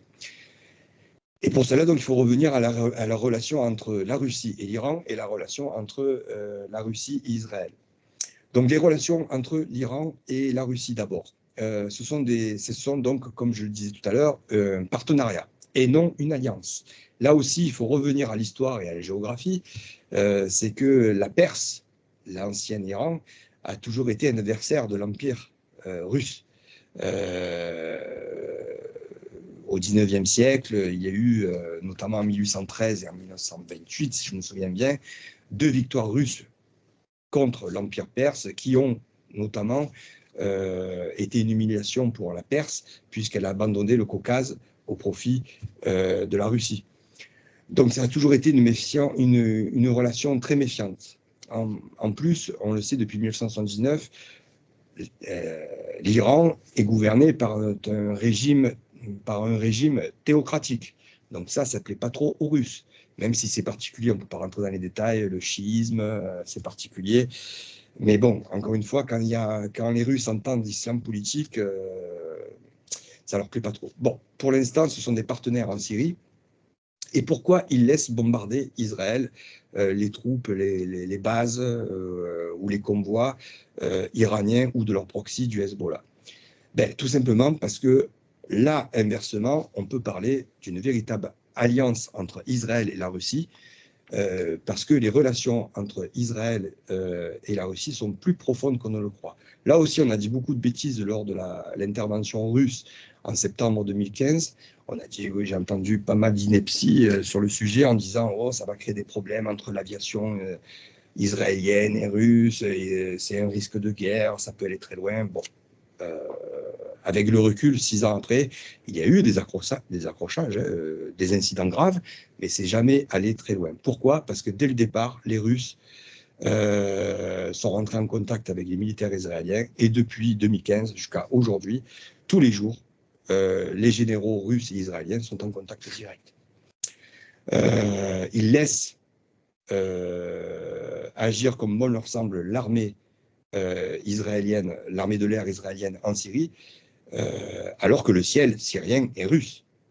Il faut bien, voilà, personne ne peut se permettre de voler en Syrie sans l'accord des Russes. Et là, paradoxalement, Israël se permet, je crois que depuis 2015, il y a eu 1 millier de frappes.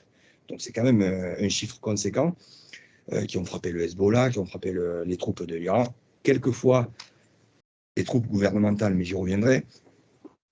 Pourquoi les Russes laissent faire Israël? Les Iraniens ont reproché aux Russes justement de laisser faire les Israéliens.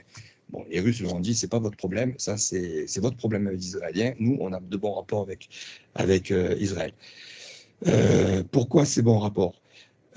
Déjà parce que les Russes ont très bien compris que Israël était le pivot stratégique de la région, que cela nous plaise ou pas, c'est le pivot stratégique dans le pays qui a les meilleurs renseignements, la meilleure armée, la plus technologique.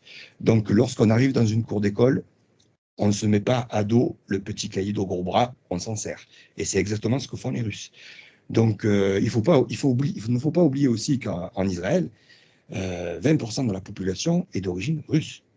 Je rappelle qu'à la chute de l'Union soviétique, beaucoup de juifs russes, et même des Russes qui n'étaient pas juifs, qui ont profité pour venir en Israël. Donc il y a une très forte communauté juive en Israël. 20%, ça équivaut en gros, sur les 7 millions d'habitants, à... pardon ? Une communauté juive en Israël, vous avez dit, une communauté russe. Une communauté russe, voilà, communauté russe d'origine juive en Israël. Donc, lorsque vous allez en Israël, il y a des chaînes en russe. Dans certaines localités, les panneaux sont en russe. Donc, une forte communauté juive d'origine russe en Israël, qui a beaucoup de liens avec la Russie, qui voue une admiration à Poutine, bien sûr. Il y a des hommes politiques russes très importants qui sont d'origine russe. L'ancien responsable, l'ancien ministre de M. Netanyahou, dont j'ai oublié le nom, qui est très connu.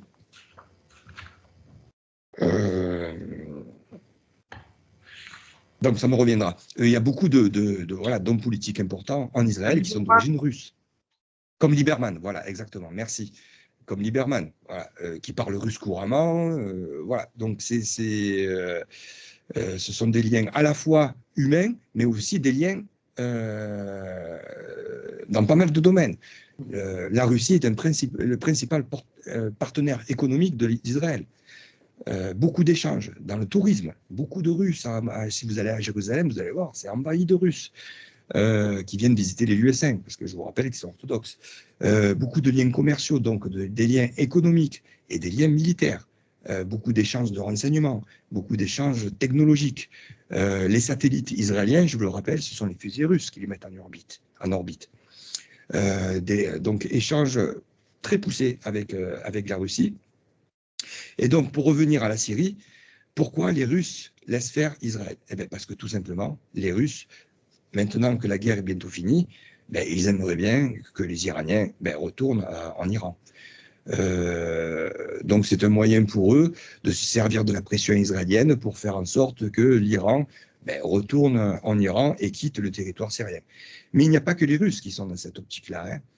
Le régime d'Assad aussi. Alors il ne le dit pas ouvertement. Il offre pas mal de concessions aux Israéliens, notamment dans le port de Latakia, qui a d'ailleurs beaucoup déplu aux Russes. Donc il offre beaucoup de concessions aux Iraniens, mais secrètement, il aimerait bien voir les Iraniens partir. Moi-même, j'étais présent en Syrie en mars 2020, et certains officiers syriens, de l'État syrien, m'ont dit, bon, les Iraniens, c'est bien gentil, mais maintenant que c'est fini, on aimerait qu'ils retournent en Iran. Donc, vous voyez, il n'y a pas que les Russes qui ont intérêt à ce que les Israéliens bombardent méthodiquement les troupes iraniennes en Syrie. C'est parfaitement clair. J'espère que j'ai répondu à votre question. Tout à fait. D'ailleurs, la majeure partie des contrats ont été pris par les Russes en Russie. Les Iraniens attendaient... En Syrie. Pardon ? En Syrie.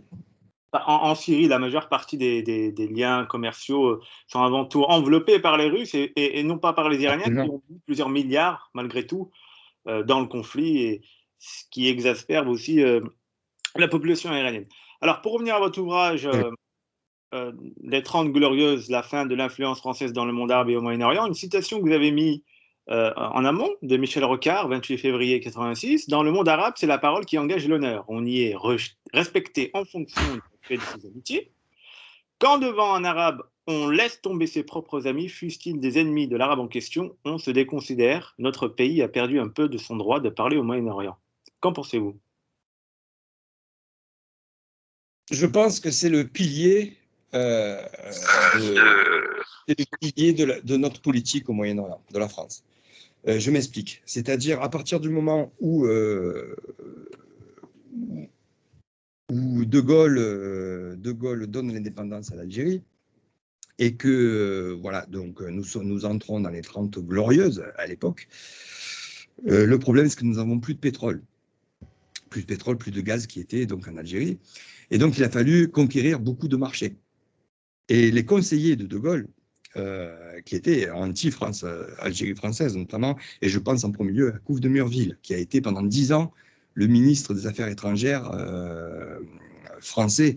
Je crois qu'après Talleyrand, c'est lui qui détient le record dans ce ministère, et c'est lui qui va imprimer la marque de notre politique au Moyen-Orient. Et notre politique actuelle, elle est héritée de cette politique-là, la politique de communautarisme. Donc à l'époque, il nous faut conquérir des marchés. Donc on a cru bon qu'en laissant l'Algérie, nous allions être reconsidérés dans le monde arabe. Dans un premier temps, ça a été vrai, mais on va le voir après par la suite, ça a été beaucoup plus compliqué qu'on le pense. Donc la première objectif de la France, à partir des années 70, 80, 90 et encore aujourd'hui, c'est de conquérir des marchés. Donc on a mis en avant la diplomatie économique, une diplomatie commerciale. Et ça, à mon avis, pour l'instant, je ne crois pas me tromper, mais ça nous discrédite beaucoup, parce qu'on fait passer l'économie et le commerce avant la politique. Et donc, nos attitudes, à cause de cette politique, nous ont fait abandonner pas mal de nos alliés, notamment Israël. Comme je le disais au début, nous étions un des principaux alliés d'Israël dans les années 50, début 60, et nous avons abandonné, sous l'impulsion de Couve de Murville, notre alliance. Nous avons coupé les liens, pas totalement, il y a toujours eu des liens, mais bon, c'était plus comme avant, avec l'État hébreu, pour pouvoir avoir une entrée dans le monde arabe. Ensuite, dans les années 70, c'est le cœur de mon ouvrage, Les 30 honteuses, nous avons abandonné nos principaux alliés au Liban, qui étaient les chrétiens du Liban. Nous les avons abandonnés, tout ça pour être bien vus dans le monde arabe, qui eux soutenaient les adversaires des chrétiens du Liban. Je rappelle que les chrétiens du Liban, les liens avec la France sont historiques, sont séculaires. Ça date de plusieurs siècles. Donc ça a été très mal vécu, bien sûr, par les chrétiens du Liban. Mais quelque part aussi, parce que, bon, on a eu Alain Chouet, l'ancien responsable de la DGSE qui fait ma préface, l'évoque dans la préface, et moi, d'après les témoignages, aussi, en ayant mis au devant de notre politique étrangère une politique commerciale et économique pour conquérir les marchés, pour avoir le pétrole moins cher, pour pouvoir... voilà. Nous avons en parallèle abandonné nos alliés. Et ça, en fait, ça résume très bien ce que résume très bien la citation de Michel Rocard que j'adore répéter à chaque fois, c'est que ça, c'est chez les populations arabes et chez les dirigeants aussi, surtout dans le monde arabe et en Méditerranée en général, puisque nous sommes des Méditerranéens, c'est très mal vu. Voilà. Lorsqu'on abandonne notre allié, même si c'est l'ennemi, même si c'est l'ennemi de l'arabe, ben c'est très mal vu. Voilà. Et là, on revient à l'actualité et on revient à la Russie et la Syrie. Voilà.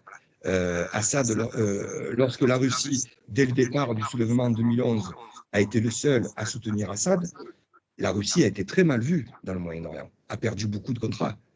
Mais ils ont tenu. Et ils ont tenu, ils ont perdu de contrats, ils ont perdu beaucoup sur le plan commercial, sur le plan économique, mais à la différence des Français et des Occidentaux, et surtout des Français en général, les Russes mettent la politique avant l'économie. Et on le voit 10 ans après, ça a été tout bénéfique parce que bon, ils ont tenu. Et aujourd'hui, grâce à la victoire d'Assad et grâce à leur implication de plus en plus grande au Moyen-Orient, tout le monde se tourne vers les Russes. Et ça, c'est pas tombé dans l'oreille d'un sourd parce que le message, il était clair. Pour les Russes, c'est vous gérez vos pays comme vous voulez. Nous ne sommes pas les Occidentaux, nous ne faisons pas la morale sur les droits de l'homme, l'état de droit, la démocratie, ça, c'est pas notre problème. Vous gérez vos pays comme vous voulez, mais ce que nous voulons pas, c'est d'islam politique. Modéré ou pas. D'ailleurs, pour les Russes, il n'y a pas d'islam politique modéré. Et ça, c'est pas tombé dans l'oreille. Parce que les Russes ont rajouté à cela, ils disent, après, une fois que vous faites ça, vous pouvez compter sur notre fidélité, notre fiabilité. Et nous ne vous laisserons pas tomber. Et ils avaient l'exemple tout fait avec Assad. Voilà, ils ont prouvé que pendant 10 ans, en soutenant Assad contre vents et marées, contre tsunamis et ouragans, ils ont tenu en soutenant Assad. Et voilà, et ça, c'est bien vu dans le monde arabe. alors qu'Assad était l'ennemi de beaucoup de pays au Moyen-Orient. Bon, ce n'est plus le cas. Assad est en train de revenir dans la Ligue arabe. Il a rétabli plusieurs relations avec beaucoup de pays arabes. Et voilà, donc les Russes ont gagné. Et maintenant, ils ont le bénéfice diplomatique, mais aussi le les bénéfices commerciaux, parce qu'à présent, tout le monde se tourne vers les Russes, pardon. Parce que voilà, c'est un parallèle intéressant que je fais souvent avec la politique française, parce que nous, pour des raisons commerciales, on abandonne nos amis. Donc, nous avons abandonné les Israéliens, nous avons abandonné les chrétiens du Liban pour des raisons commerciales, hein, parce qu'il fallait faire plaisir aux pays du Golfe qui étaient nos clients. Nous avons abandonné Ben Ali, qui était notre allié. Nous avons abandonné Moubarak. Nous avons abandonné Assad, qui était aussi, je vous rappelle que Assad avait été, 2 ans avant, avait été reçu en grande pompe sur les Champs-Élysées lors du défilé du 14 juillet. Donc ça, c'est très mal vu chez les Arabes, en Méditerranée en général. Et surtout pour des raisons commerciales. Parce que derrière, il ne faut pas l'oublier, c'est que tous ces dictateurs qui ont chuté ou pas, comme en Syrie, et bien derrière, il y avait le Qatar. En fait, nous avons suivi les intérêts du Qatar, nous avons cru à ce que nous disaient les lobbies et les influenceurs du Qatar, en nous disant que, bon, si on faisait tomber les dictateurs, arriverait la démocratie dans ces pays, on pourrait faire du commerce tranquillement. Ben, on s'est un peu trompé. Voilà. Et c'est encore cette politique nous a complètement discrédité depuis. J'ai appelé les tratonteuses, mais j'aurais pu les appeler les 60-tonteuses, parce qu'on est encore en plein dans cette politique, hein. Nous a complètement discrédité dans le monde arabe. Globalement, dans le monde arabe, on sait que nous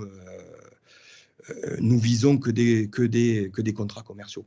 Sisi l'a bien compris, hein. Rappelez-vous, Sisi, lorsqu'il fait son coup d'État en 2013, le Quai d'Orsay, M. Fabius sont vent debout contre Sisi, c'est une atteinte à la liberté, aux droits de l'homme, etc., la démocratie, à juste titre, hein, mais bon.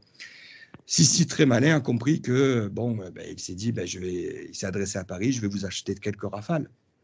Et d'un coup, il n'y a plus eu de critique à Paris. Ah oui, c'est ça. Donc, c'est pitoyable. Ouais, c'est pitoyable. Donc moi, je le rappelle, même si on doit perdre des contrats et pas mal d'argent, il faut d'abord, surtout en Méditerranée, qui est notre principale frontière pour la France et pour l'Europe, hein, on l'a vu avec les derniers événements de ces dernières années, il faut faire d'abord passer les intérêts politiques, stratégiques, sécuritaires, avant les intérêts commerciaux, mais on en est encore loin, puisque bon, l'Europe, et particulièrement en France, a beaucoup de problèmes économiques. Donc malheureusement, encore une fois, c'est la diplomatie économique et commerciale qui prévaut, mais ça m'attriste beaucoup. On peut aussi faire le parallèle avec le contrat australien qui a été englouti par les anglo-saxons. C'est même anglo-saxons qui ont englouti les contrats entre Saddam Hussein et l'Irak en 2003. C'est même anglo-saxons qui ont éjecté littéralement la France du Moyen-Orient. Mitterrand lui-même disait, il y a une guerre entre la France et l'Amérique. Il n'y a pas de mort, il n'y a pas de sang, mais c'est une guerre économique. Finalement, est-ce que vous partagez, pas forcément pour le citer, comme notamment Éric Zemmour et d'autres personnages, même Jean-Luc Mélenchon qui est de gauche, l'idée que la France devrait se tourner vers la Russie plutôt que vers les États-Unis qui ne sont pas un réel allié dans cette organisation qu'est l'OTAN? Déjà, ça serait bien que la France, adopte une politique indépendante. On en parle beaucoup, c'est beaucoup à la mode, souverainiste, indépendante. C'est vrai que si on regarde dans l'histoire, et dernièrement avec les événements des sous-marins que vous avez évoqués, les Américains jouent souvent contre nous. Et on peut rappeler plein d'épisodes dans l'histoire. Pourtant, nous sommes un des principaux alliés dans les belles déclarations diplomatiques des États-Unis, mais ils jouent souvent contre nous, notamment au Moyen-Orient. Au Moyen-Orient, nous avons voulu suivre, mis à part la parenthèse de 2003 avec Chirac qui a refusé de participer à l'intervention en Irak, nous avons toujours suivi les Américains. Quel était notre intérêt dans ces aventures? en Libye, en Afghanistan. Donc je pense qu'il faut avoir, que nous pouvons avoir notre propre politique en Méditerranée, au Moyen-Orient. On nous attend, même si on a beaucoup déçu, comme je le disais tout à l'heure, lorsque je me déplace dans ces pays, on me dit « mais qu'est-ce que vous faites la France? Qu'est-ce que vous faites la France ?» On nous attend, nous pouvons être l'alternative, mais à la condition d'avoir notre propre politique. Il faut arrêter d'avoir une politique atlantiste, de suivre aveuglément les États-Unis. Alors le problème, c'est que nous sommes dépendants, encore une fois, économiquement et commercialement des États-Unis. Dans le domaine militaire, beaucoup de composants de nos avions et de nos armes sont des composants américains et aux normes de l'OTAN. Donc, ça sera compliqué pour s'émanciper de la tutelle américaine. Mais il est temps plus que jamais d'avoir notre propre politique à nous, c'est-à-dire indépendante de la politique américaine, qui peut changer au fil des élections. Hein, avec Trump, Biden, ça peut changer. Voilà, il faut avoir une politique vraiment, réellement souveraine et indépendante. Pour la Russie, vous savez, en relations internationales, il n'y a pas d'amis, comme dit De Gaulle, il n'y a que des intérêts. Lorsque Zemmour, Mélenchon disent qu'il faut se rapprocher de la Russie, bon, moi, je suis beaucoup plus prudent.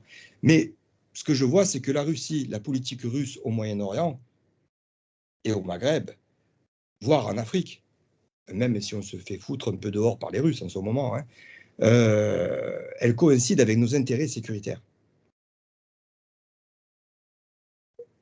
Oui. Donc oui, pour l'instant, la Russie pourrait être un allié au Moyen-Orient. C'est les mêmes buts. D'ailleurs, lorsque nous sommes intervenus au Mali, la Russie a été un des premiers pays à nous soutenir.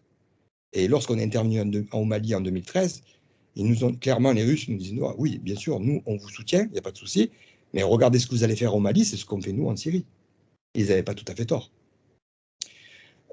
Donc voilà, la guerre contre l'islam politique, le terrorisme, bien sûr, c'est un intérêt commun entre la France et la Russie. Alors sur ce côté-là, oui, il faudrait peut-être se rapprocher des Russes. Je vous rappelle aussi que lorsque le président Hollande, justement, après les attentats du Bataclan, a décidé de frapper Daesh en Syrie, les premiers à nous aider, là encore, étaient les Russes. Voilà, ils nous ont souvent tendu la main. En Syrie, bon, alors là, c'était de la propagande, hein, mais bon, c'était sincère quand même. Lorsque Poutine s'adresse à la nation russe après les attentats du Bataclan en disant François Hollande, je te soutiens, lorsque tu envoies ta marine au large de la Syrie, j'appelle la marine russe à accueillir les Français comme des alliés et à les aider quoi qu'il arrive, à laisser passer les avions français pour bombarder Daesh, c'est de la propagande, hein, mais bon, c'est quand même un signe fort.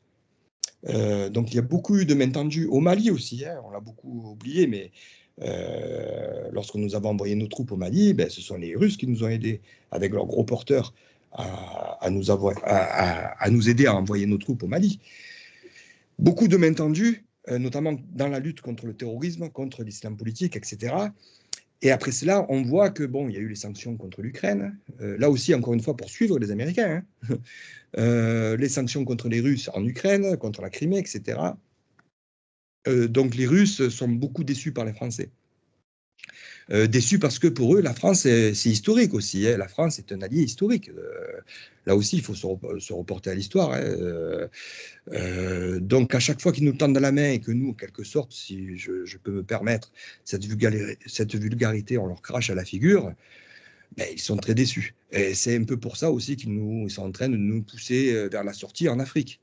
Peut-être que si on avait eu une politique beaucoup plus proche, beaucoup plus conciliante avec les Russes qui font la même chose que nous en Syrie, comme nous on le fait au Mali, même si les officiels français ne veulent pas l'accepter, en fait nous combattons le même mal.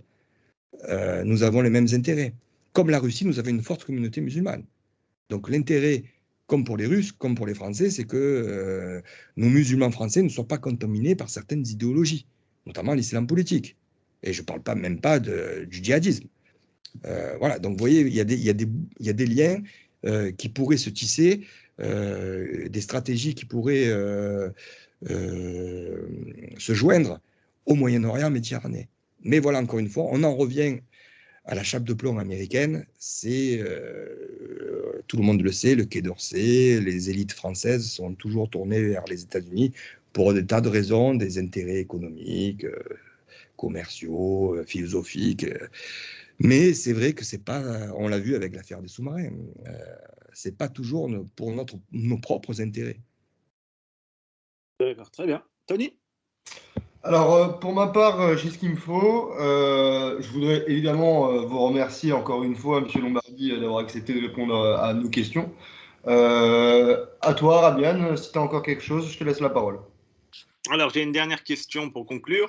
Par rapport au conflit libyen, on a vu le général Haftar coincé à l'est, à l'ouest, excusez-moi, de la Libye. Certaines sources attestent que la Turquie voudrait, avec le GNA, développer des bases militaires permanentes turques. Selon vous, est-ce que le conflit libyen va plus s'endurcir dans les années à venir ou se pacifier, comme avec les nouveaux accords de paix entre le GNA et le général Haftar? Alors, en ce moment, nous sommes dans une phase de négociation et de paix, comme vous le dites si bien, des accords de paix qui sont à l'initiative de la Russie, qui a été soutenue par la communauté internationale, à l'époque par l'administration Trump, par les Russes, bien sûr. Voilà, parce que rapidement, pour résumer, Tripoli, donc avec le gouvernement du GNA, est soutenu clairement par le Qatar et la Turquie. Pourquoi? Parce que dans le GNA, les plus influents sont les frères musulmans libyens. Je résume, je caricature, mais bon, en gros, c'est pour que ça soit rapide et clair. Et le général Haftar est soutenu, lui, par l'Égypte, l'Arabie saoudite de Mohamed Ben Salman et les Émirats arabes unis de Mohamed Ben Zayed, qui sont tous les trois en lutte féroce, une lutte inédite dans l'histoire du Moyen-Orient et du monde arabe en général, contre l'islam politique des frères musulmans. Et aussi, le général Haftar, le maréchal Haftar, pardon, est soutenu par la Russie. On l'oublie aussi. Donc là aussi, pour faire une petite parenthèse sur la France, qui a été gênée parce que, bon, au départ, elle soutenait Tripoli. Ensuite, Le Drian, lorsqu'il est arrivé au ministère des Affaires étrangères, a apporté un peu de réalisme et a soutenu secrètement le maréchal Haftar parce que c'était l'intérêt de la France et de la région, c'est qu'il revienne en Libye un homme fort qui puisse rétablir la stabilité du pays, ce que Haftar avait failli parvenir, puisqu'en 2019, au printemps 2019, il est arrivé à reconquérir quasiment 90% du territoire. Et si les armées et les milices de Tripoli ont pu contre-attaquer et reprendre quelques pans de territoire, c'est grâce au soutien turc, qui a envoyé des mercenaires djihadistes de Syrie, notamment, avec l'argent du Qatar. Donc nous, la France, je ne reviendrai pas sur ça, nous étions un peu le cul entre deux chaises parce qu'on nous reprochait justement nos liens secrets avec Haftar, mais en fait c'était le bon choix, parce que voilà, tout le monde s'accordait, à l'époque Trump, les Russes, et bien sûr les Égyptiens, les Saoudiens et les Émirats arabes unis qui soutiennent Haftar s'accordaient à dire que bon, l'épisode démocratique en Libye, on a vu ce que ça avait donné. La transition avait été très chaotique et qu'il fallait revenir au réalisme, au pragmatique, c'est-à-dire remettre en place au pouvoir en Libye un homme fort.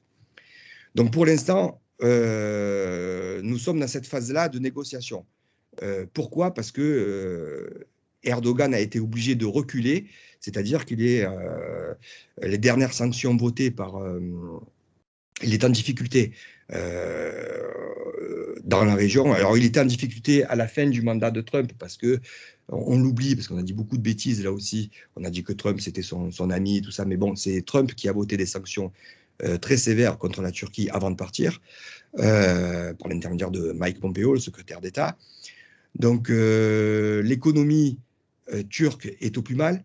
Alors, depuis 2019, on a vu Erdogan bomber le torse partout, en Syrie, en Libye, même en Afrique, en Méditerranée orientale, face à la Grèce et à la France, on se souvient de ça. Mais là, la situation interne en Turquie est plutôt négative pour Erdogan. Donc, et depuis, il a mis beaucoup d'eau dans son vin, si je peux dire. Il s'est rapproché de l'Égypte pour pouvoir négocier en Libye. Il a tendu la main à l'Europe, aux Grecs, voilà, parce que pour la bonne et simple raison qu'il est en difficulté. Il ne peut plus assumer, malgré le soutien financier du Qatar. L'argent, c'est le nerf de la guerre, comme dit Napoléon. Il faut 3 choses pour gagner une guerre. Il faut premièrement de l'argent, deuxièmement de l'argent, troisièmement de l'argent. Et le problème d'Erdogan, c'est ça, c'est qu'il n'a plus, les moyens financiers de poursuivre sa politique néo-ottomane et pan-islamiste dans la région. Donc là, en Libye, pour revenir sur la Libye particulièrement, nous sommes dans cette phase de négociation, mais bon, on peut dire rapidement, c'est l'Égypte qui a gagné. Voilà. Haftar revient dans le jeu, même s'il avait été écarté ces derniers mois, de par ses échecs militaires. Il avait été écarté par ses soutiens d'ailleurs aussi. Hein.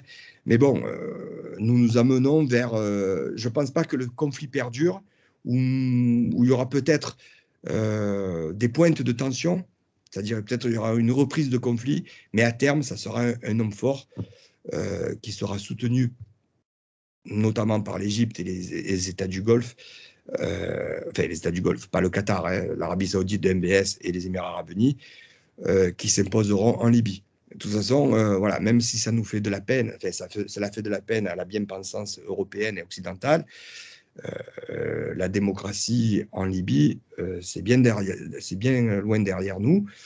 Et tout le monde s'accorde, les spécialistes et les stratèges s'accordent à dire que pour que la Libye et la région soient stabilisées, ben, il faut le retour d'un homme fort. D'ailleurs, le fils de Muammar Kadhafi, Saïf Eddin Kadhafi, voulait se présenter à partir de la Tunisie aux prochaines élections. Peut-être il aura un impact, je ne sais pas. Et pour conclure, par rapport à un cas particulier, la Tunisie, le président Kais Saïed a, avec l'aide de la Constitution, article 80, si je ne me trompe pas, ou 78, j'ai la mémoire qui flanche, a défait le Parlement et, comment dire, avec des mots simples et non pas des mots durs, anéanti les mouvements qui étaient affiliés notamment à la Turquie et au Qatar comme Narza, et aussi les partis qui, voilà, comme Khaltoun et ces autres mouvements qui n'étaient pas forcément réactionnaires, qui s'usaient du Parlement en termes de corruption. Alors, il y a un article qui est apparu dans Capitaliste, je ne sais pas si vous connaissez ce journal-là. Oui, je suis chroniqueur aussi. Ça fait quelque temps que je n'ai pas eu le temps de leur proposer des articles, mais je connais très bien Capitaliste. Très bon média. Très bien. Et donc, il y avait un article qui était plutôt... qui m'avait mis la puce à l'oreille, c'est-à-dire que le mouvement Anarza avait eu des liens avec les Américains pour l'élaboration de la constitution tunisienne. Je ne sais pas si ça vous dit quelque chose. Enfin, peu importe. Et la question que j'aimerais vous poser par rapport à cela, au regard du remaniement du président Kais Saïed et de l'expulsion de l'islam politique finalement dans l'enceinte du Sénat tunisien, comment, hypothétiquement, c'est une question hypothétique, voyez-vous l'avenir de la Tunisie avec la Turquie et le Qatar qui ne s'arrêteront pas de s'ingérer à l'intérieur de la Tunisie? On l'a vu notamment avec la propagande d'Al Jazeera qui faisait une sorte de contretemps médiocre en disant que les Tunisiens étaient contre le président alors que la majeure partie était pour le remaniement, en tout cas du Parlement. Comment voyez-vous l'avenir de la Tunisie? Ben, rapidement, déjà, je pense que le président tunisien a bien fait de faire ce remaniement. Même s'il a été beaucoup critiqué par la propagande du Qatar, qui est très efficace et très en avance sur ses adversaires. Voilà, il faut savoir que le parti des frères musulmans en Tunisie a dévoyé la révolution tunisienne et a empoisonné la vie politique en Tunisie depuis de nombreuses années. Voilà, ça fait 10 ans qu'il empoisonne la vie politique. Alors, heureusement, la société civile tunisienne, qui est une des plus évoluées, les plus éduquées dans le monde arabe, a su résister, tant bien que mal. Mais bon, on sait très bien que le parti islamiste était toujours là en embuscade. Et donc, le président a très bien fait de taper du poing sur la table et d'exclure enfin du jeu politique tunisien ce parti qui, comme vous le savez mieux que moi, apporte plus de mal dans les pays lorsqu'ils arrivent au pouvoir qu'autre chose. Donc et surtout pour la Tunisie, qui est un exemple pour le monde arabe en termes d'éducation, en termes de recherche, en termes de liberté de la femme, de liberté politique, d'association. C'est un des pays les plus avancés dans ces domaines-là. Donc, c'était dommage que ce parti islamiste prenne en otage ce pays, et il a bien fait d'intervenir. Je pense que le président tunisien tiendra. Alors, comme vous l'avez très bien dit, ça a été très mal vécu par la Turquie et surtout par le Qatar qui finance ce parti. Hein. Il faut bien être conscient de ça, il faut bien le rappeler. Et c'est pour ça qu'il y a eu une campagne contre le président tunisien dans les médias arabes, mais aussi occidentaux, parce que je vous rappelle que les lobbyistes du Qatar sont très présents dans beaucoup de grands médias français, occidentaux, européens et américains. Mais bon, je pense qu'il tiendra, il faut qu'il tienne. Il a d'autres soutiens. Dans la région, il peut trouver d'autres soutiens, comme qui sont en lutte, qui ont compris le danger de l'islam politique et qui sont en lutte contre ce mouvement des frères musulmans. Donc, il a le soutien de l'Égypte, par exemple, il a le soutien des Émirats arabes unis. Donc, il faut qu'ils tiennent. J'aimerais que les Occidentaux tiennent aussi et qu'ils arrêtent aussi de faire des leçons de morale. Encore une fois, en suivant la propagande et ce que leur souffle à leurs oreilles les lobbyistes et les influenceurs qataris. Il faut que la Tunisie puisse vivre indépendamment de toutes ces influences néfastes que sont les influences turques et qataries. Donc, je pense que c'est le début, nous sommes au début. Hein. Le remaniement s'est fait il y a quelques mois. Mais c'est une bonne chose pour la Tunisie. D'ailleurs, la première ministre est une femme, une première au monde arabe. Absolument, qui est une grande universitaire, qui est reconnue, respectée pour ses capacités intellectuelles, pour ses recherches.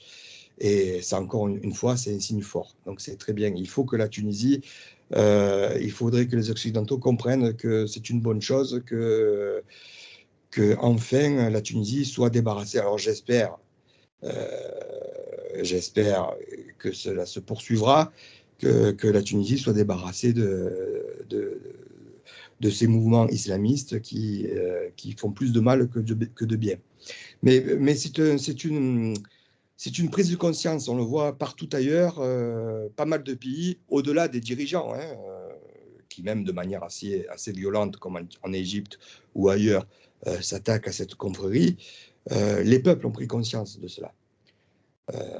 Ils ont compris, on l'a vu au Maroc, avec la défaite du parti islamiste, qui étaient les frères musulmans marocains, qui étaient là aussi, qui étaient majoritaires au Parlement, et aux dernières élections, ils se sont pris une déculottée historique. Mais partout ailleurs, les populations du monde arabe, après 10 ans de printemps arabe et de chaos qui ont suivi, et des influences plutôt négatives du Qatar et de la Turquie dans ces pays, ont compris, j'espère, ont compris quel était le rôle et les objectifs plutôt noirs de cette confrérie. On le voit aussi, un dernier point, avec Tawakkul Karman, qui était prix Nobel du Yémen, qui est instrumentalisé par Erdogan pour attaquer la révolution tunisienne. Et on le voit que ça fait littéralement incendier par les Tunisiens. On le dit, c'est-à-dire, t'es qui déjà? D'où tu viens? Tu n'es même pas dans l'esprit du peuple tunisien. Et finalement, la Turquie est impuissante et il faut que la Tunisie soit soutenue. Elle est soutenue notamment par l'Algérie et l'Égypte, parce qu'on veut assassiner le président Kais Saïed. Il y a eu 3 tentatives d'attentat. Oui. Et ce modèle fait peur, peut-être, parce qu'il pourrait aussi s'exporter dans d'autres pays. Et oui, c'est un modèle. Comme je le disais, la Tunisie est un modèle. pour la démocratie, justement. C'est le seul pays c'est le seul pays où la transition, encore une fois, malgré la présence du parti Ennahda, la transition démocratique, c'est le seul pays où tant bien que mal, elle a bien marché. Donc c'est un modèle par rapport à l'éducation, par rapport au statut des femmes, par rapport à la recherche. Voilà, encore une fois, la première ministre, vous l'avez évoqué, est une grande chercheuse. Donc voilà, c'est un modèle pour le monde arabe. Donc il faut que le président tienne bon. Et vous savez, le problème actuellement, le Qatar et la Turquie étaient en perte de vitesse parce qu'il y a eu des problèmes financiers avec la crise du Covid, donc c'est plus pareil. Encore une fois, l'argent, c'est le nerf de la guerre, donc c'est plus compliqué pour financer ces groupes-là. Il est en perte de vitesse par rapport à la prise de conscience que j'évoquais tout à l'heure des peuples du monde arabe. Donc il était en recul partout à la fin du mandat de Trump. Le problème, c'est qu'avec l'arrivée de Biden et des démocrates à Washington, et qu'on le veuille ou non, que ça nous plaise ou non, c'est encore la clé se trouve à Washington, dans cette région, malheureusement. Le Qatar et la Turquie, surtout le Qatar, a eu un second souffle. Parce que si Trump avait été réélu, c'était la menace qu'il faisait peser sur le Qatar, c'est qu'il allait inscrire les frères musulmans sur la liste des organisations terroristes américaines. Et là, c'était fini. C'était fini pour le Qatar, qui aurait été obligé de lâcher les frères musulmans.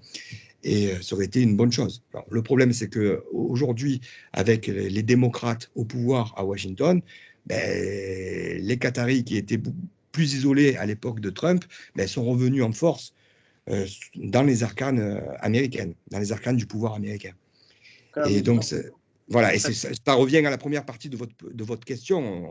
Ce sont surtout les démocrates à l'époque d'Obama, et vous vous rappelez, lorsqu'il y a eu les printemps arabes, les révolutions, les élections après qui ont suivi, l'administration Obama n'était pas très hostile à ce que des partis politiques islamistes défendant l'islam politique arrivent au pouvoir. Bon, après, ils en sont revenus avec le résultat qu'on a connu. Mais voilà, donc ça c'est... Mais il y a quand même une tendance assez positive pour le monde arabe et les peuples arabes qui mettent de plus en plus de côté cette idéologie, parce que c'est une idéologie qui a prouvé que... Le texte coranique n'est pas forcément une politique, oui, c'est ça. Voilà. Les deux. Et finalement, mais je remarque une dernière chose pour conclure, que dans les pays arabes, les cas de radicalité se font à travers la guerre, mais en France, sur Facebook. Ce qui est incompréhensible. J'ai l'impression qu'il y a le syndrome peut-être du converti ou quand je dis converti, c'est-à-dire du néophyte, si vous préférez, qui fantasme l'idée, peut-être pas le monde fantastique des pays arabes ou des pays musulmans, mais c'est certainement plus les pays arabes, dans lequel l'islam serait comme au temps du prophète. Et il y a un décalage, je pense, horaire entre la jeunesse française et la réalité confessionnelle islamique. Et c'est un problème que la France devra résoudre à terme, puisque les nouvelles générations, au fil du temps, sont de plus en plus détachées du corps arabe. Les prochaines générations auront de moins en moins cet aspect du normatif religieux, comme on le voit en Tunisie, on a des gens créés dans tous les sens, etc. Il y a des partis politiques, mais c'est beaucoup plus... C'est une confrontation à la confession beaucoup plus apaisée. Et même d'ailleurs, un de mes camarades à moi qui s'appelle Ézéchiel avait fait une vidéo, non pas forcément sur l'aspect religieux, mais sur aussi la délinquance française, qui est un problème typiquement français, franco-français, une forme d'hybridation. La perte identitaire française, je pense, c'est ce qui va, à l'avenir, peut-être vous en conviendrez ou pas, développer le radicalisme et aussi la délinquance. Ah, mais je suis parfaitement d'accord avec vous. Vous avez fait une très bonne analyse. C'est souvent l'analyse de personnes extérieures au pays qui est pertinente. Et vous avez tout à fait raison. Pour revenir au cœur de votre remarque, quand vous voyez que certains membres du gouvernement, et surtout des grands universitaires, qui sont les stars des médias, qui ont mis une chape de plomb sur le monde universitaire de la recherche française et qui ont soutenu tous ces mouvements en Tunisie, en Égypte, voilà, et qui sont, voilà, on tombe des nues. Donc, quand vous avez des officiels qui soutiennent ces mouvements de manière éhonté. Hein. Ça a été le cas pendant tous les printemps arabes. Hein. Les frères musulmans tunisiens, c'était les nouveaux démocrates. En Égypte, pareil. Ben, il ne faut pas s'étonner après que quand vous dites qu'il faut faire tomber Assad, que c'est un méchant dictateur, à juste titre, reste un boucher Assad, hein, j'en conviens. Mais bon, ben après, il ne faut pas s'étonner qu'il y a certains jeunes qui partent en Syrie pour combattre Assad. Donc, c'est comme vous dites, il faut une révolution complète des instances gouvernementales françaises, mais aussi dans le monde universitaire, qui a beaucoup soutenu ces mouvements islamistes partout. Voilà, pour revenir par idéologie, hein, par une vision fantasmée, comme vous l'avez très bien dit, du monde arabe. L'idéologie, le fantasme, et revenir à un pragmatisme et un réalisme qui seront salvateurs pour notre futur politique dans la région. Et aussi par rapport à nos problèmes liés à l'extrémisme et à la délinquance sur notre propre territoire. C'est ce que disait notamment Michel Aflaq, je pense que vous connaissez cet auteur-là, auteur du BAS, qui avait vécu dans cette zone-là et qui avait expliqué que les mouvements réactionnaires, donc notamment voilà, l'islam politique ou autres dogmes, se fondent avant tout sur une idée creuse de la confession et instrumentalisent l'idée politique par la religion. Et il voulait, lui, bon, paix à son âme, séparer non pas la religion de l'État, mais donner à la religion son autonomie, qu'elle soit dans un cercle beaucoup plus privé, non pas instrumentalisée par un politique.